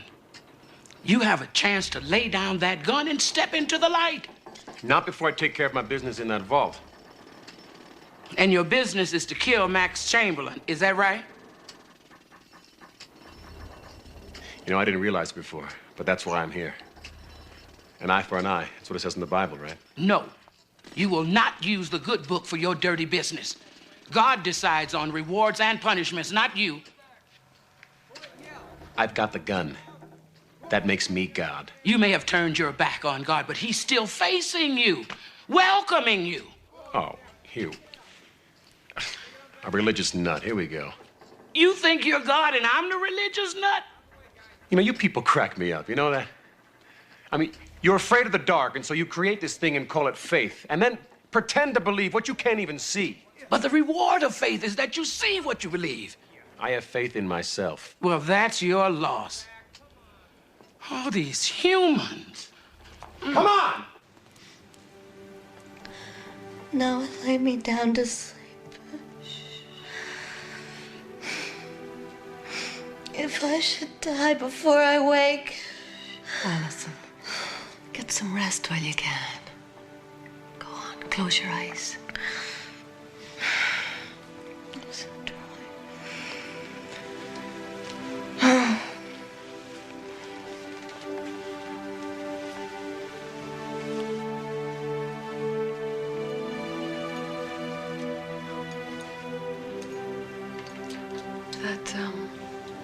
That picture in your pocket. What is it?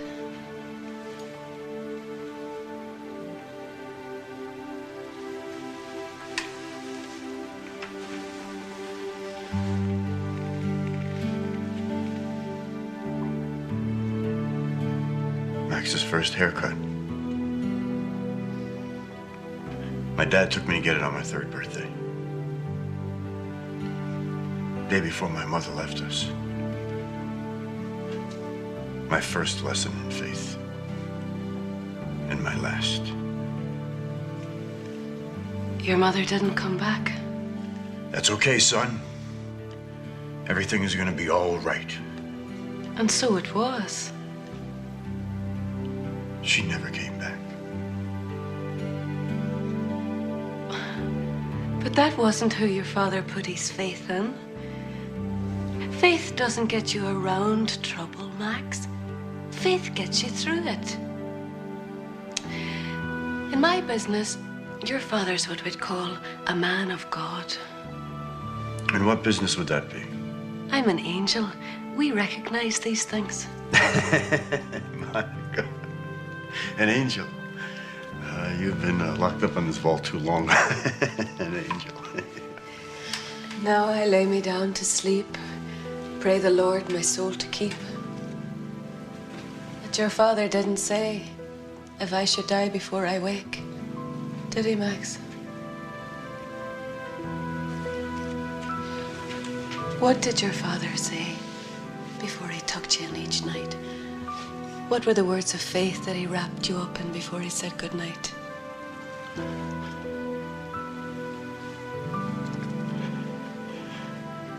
Now I lay me down to sleep. I pray the Lord my soul to keep. Thy love will guard me through the night and wake me with the morning light. My father, he always believed there'd be a morning light.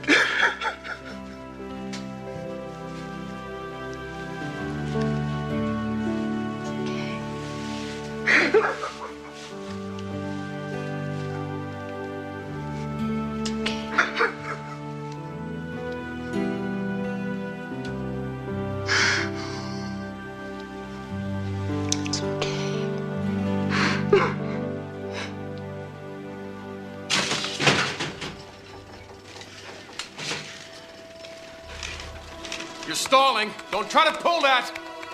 All right, in 10 seconds, I start shooting people. 10, 9, 8, 7, 6, 5, wait, 4, 3, 2, 1, 0. Oh my God! I got it. All right. Oh, thank you. Thank you, thank you, thank you, thank you. It's time to start pushing, Allison. I am pushing! Oh, what's the the baby's not coming. Come on, you'll have to try harder, love. Oh, you know it. I know it. Even the baby knows it.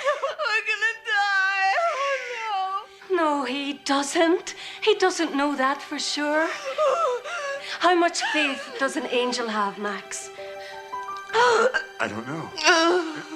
I guess more than anybody. No, we don't have any at all. Absolutely none. You see, we don't need it. But you do. That's what makes you strong. Believing today in the light that doesn't come until tomorrow. And that's why this wee one must be born. To become strong in the not knowing. To find his faith. Oh, little one. Have I a message for you? God wants you to be born, and the world that is waiting for you was created by Him, and it is nothing to fear. Yes, there will be rivers for you to cross, but when you walk through the water, He will be with you. And yes, there will be mountains for you to climb, but when you can't take another step, He will carry you. And there will be people to cherish and hearts to change. But He will hold your hand every step of the way if you just will come out into the light and have faith.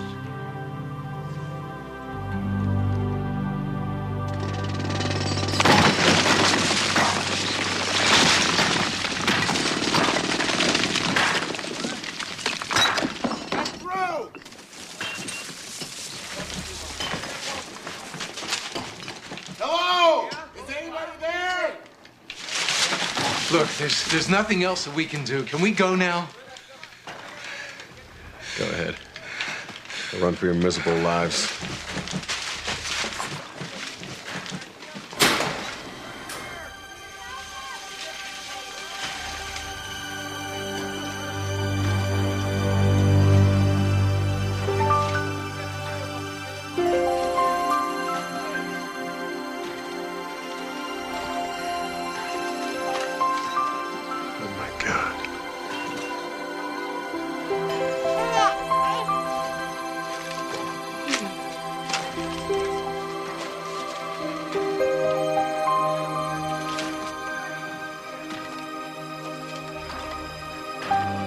I got news for you, pal. Neither one of us is God.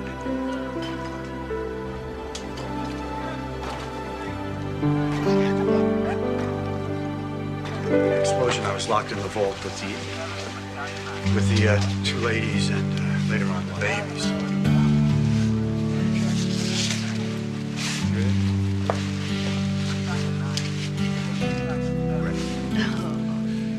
He's beautiful. Thank you for everything. It's not over yet, you know. You'll have to answer for your part in all this. I know. But at least now I'll have some answers to give. I know you will.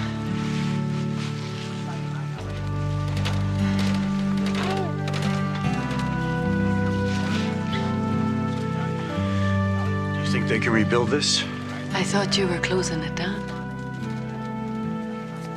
My father built this bank.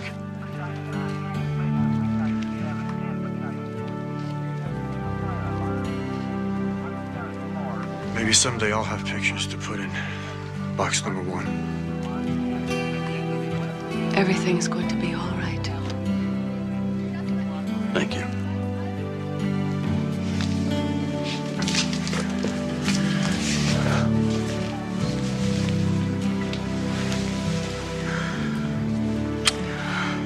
Sorry.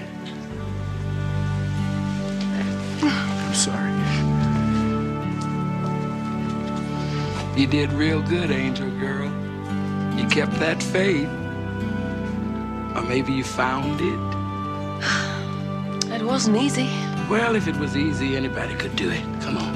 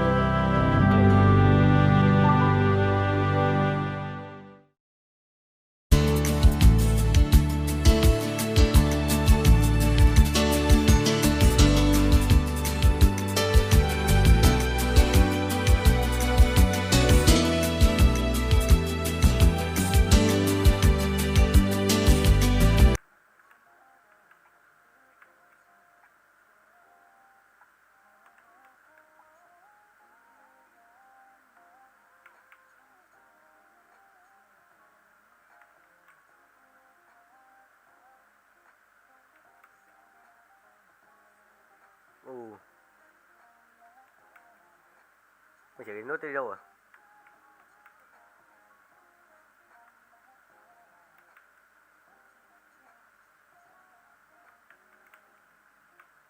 À, ZD à? Mình để xuống Z. Đấy, là ZD à?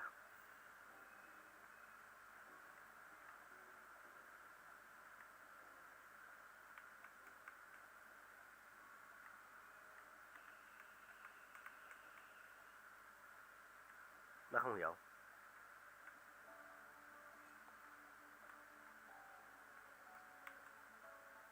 Mạnh hết. Mạnh hết. Mạnh hết, đúng 1 chấm luôn.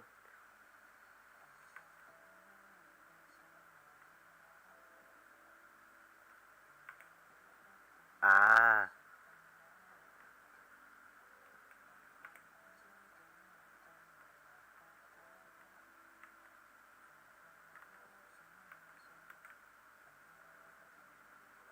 Ở sao? Xoay bố ra ngoài. Là thế.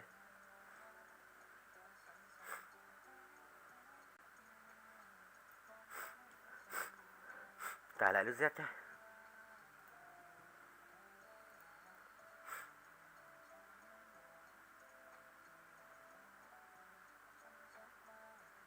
Z đâu? Nếu có.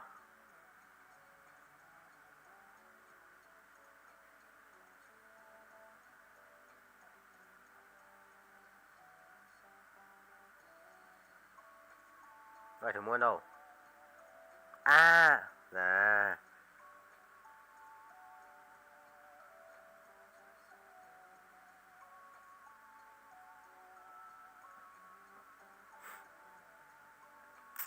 hiểu rồi.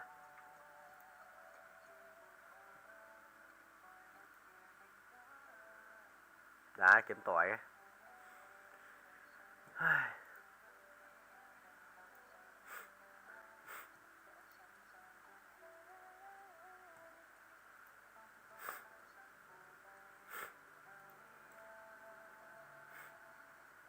Trồn lắm.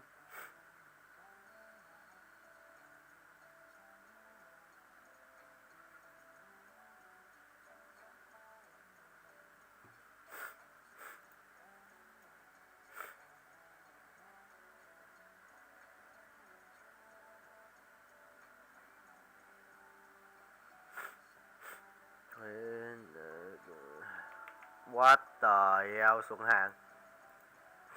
Ui, Vidic ai quan tê mà sáng vợ ấy chồng. Thua rồi, nhìn này thua rồi. Chỉ số toàn mười mấy 120. Thua thật rồi. Trời ơi, cuộc sống tôi lag rồi đấy. Điểm lăng lag này.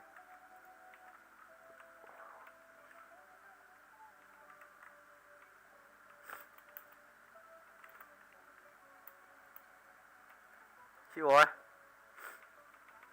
Xoáy thế là cùng.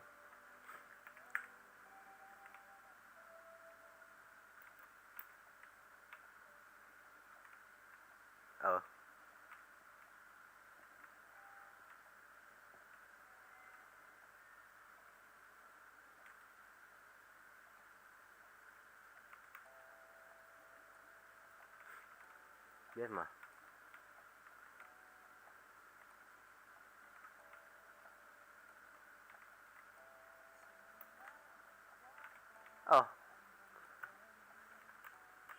Cho ta bài khác.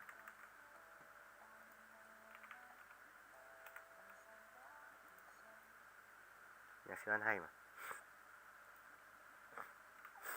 Bài vọng nhìn về phía Á, chúng ta là ngày với đêm, tình yêu ấy vô vọng như nỗi nhớ dịu em chát.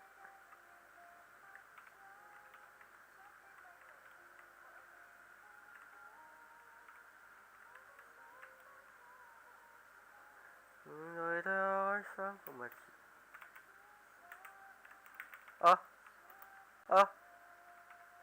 Sao đéo đổi cầu thủ được nhỉ?